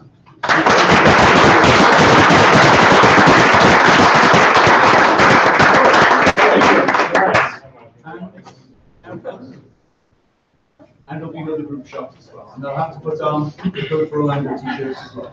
Right away. I don't have money. I have shirts. You have shirts, you don't need money.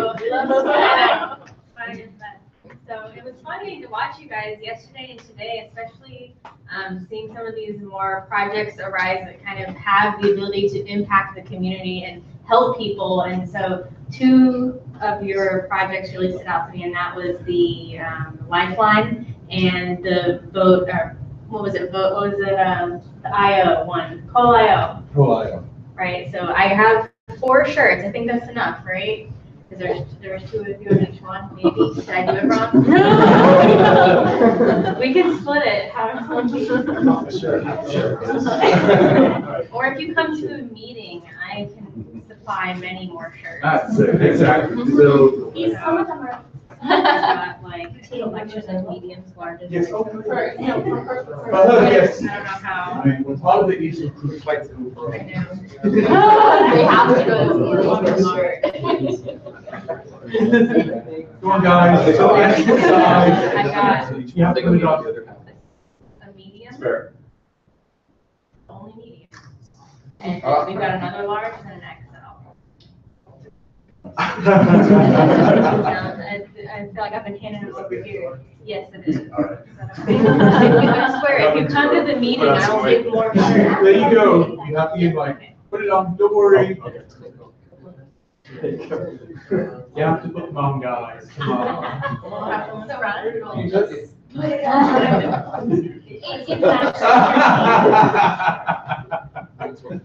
There you go. Okay. Perfect. Everybody comfortable? Let me get a little bit closer. This is great. Thanks so much, guys. Smile from camera. Perfect. Well done, guys. That was excellent.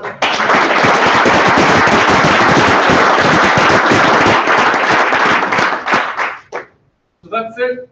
We're all wrapped up. For the guys that got the gift cards, see your local Avaya representative to get your gift card. I'll be in contact with you with sorting out the payments and the other prizes. What I'd ask is before you leave, just to help us out, if you could just sort of tidy up some of the surfaces, get the sort of tables back into place, sort of just your general tidy up, just so it makes Rachel's job a lot easier, because she has to sort of get this place shipshape. It just helps because they've provided these facilities and need for that. What we'll be doing in terms of process, once we get all this done, I'll be weblogging, I'll be throwing a ton of materials over to Inti over in Spain, and he'll be getting this edited up so that we can get all these videos, your pictures up onto YouTube and promoted, hopefully most of them by tomorrow, if not by Tuesday. What we're going to do is hit while the iron's hot and get that material out. So hopefully that covers the process after that. Does anybody want to say anything, or go for it? I heard there was drinks afterwards. I'm sorry. Unfortunately, you'll have to blame Jerry for this, where I said, how strict is the rule around alcohol on site? And he was like, that's a no-no. So unfortunately, but then later on, when I was chatting with Rachel, she said, well, it doesn't really apply to the CDC as long as you don't make a big issue about it. So, we know for next time that, we'll be a little bit more quiet. You won't publish, oh, sorry, Jerry. Okay. I'd just like to thank everyone as a sort of representative of Valencia, a low-level one. I'd like to thank you all for coming. It's been a tremendous experience. We're happy to have you. Thank you very much.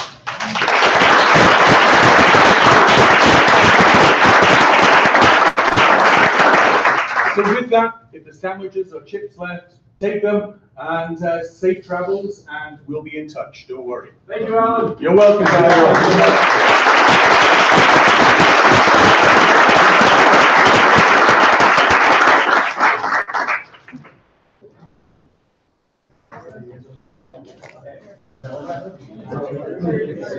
Thank you.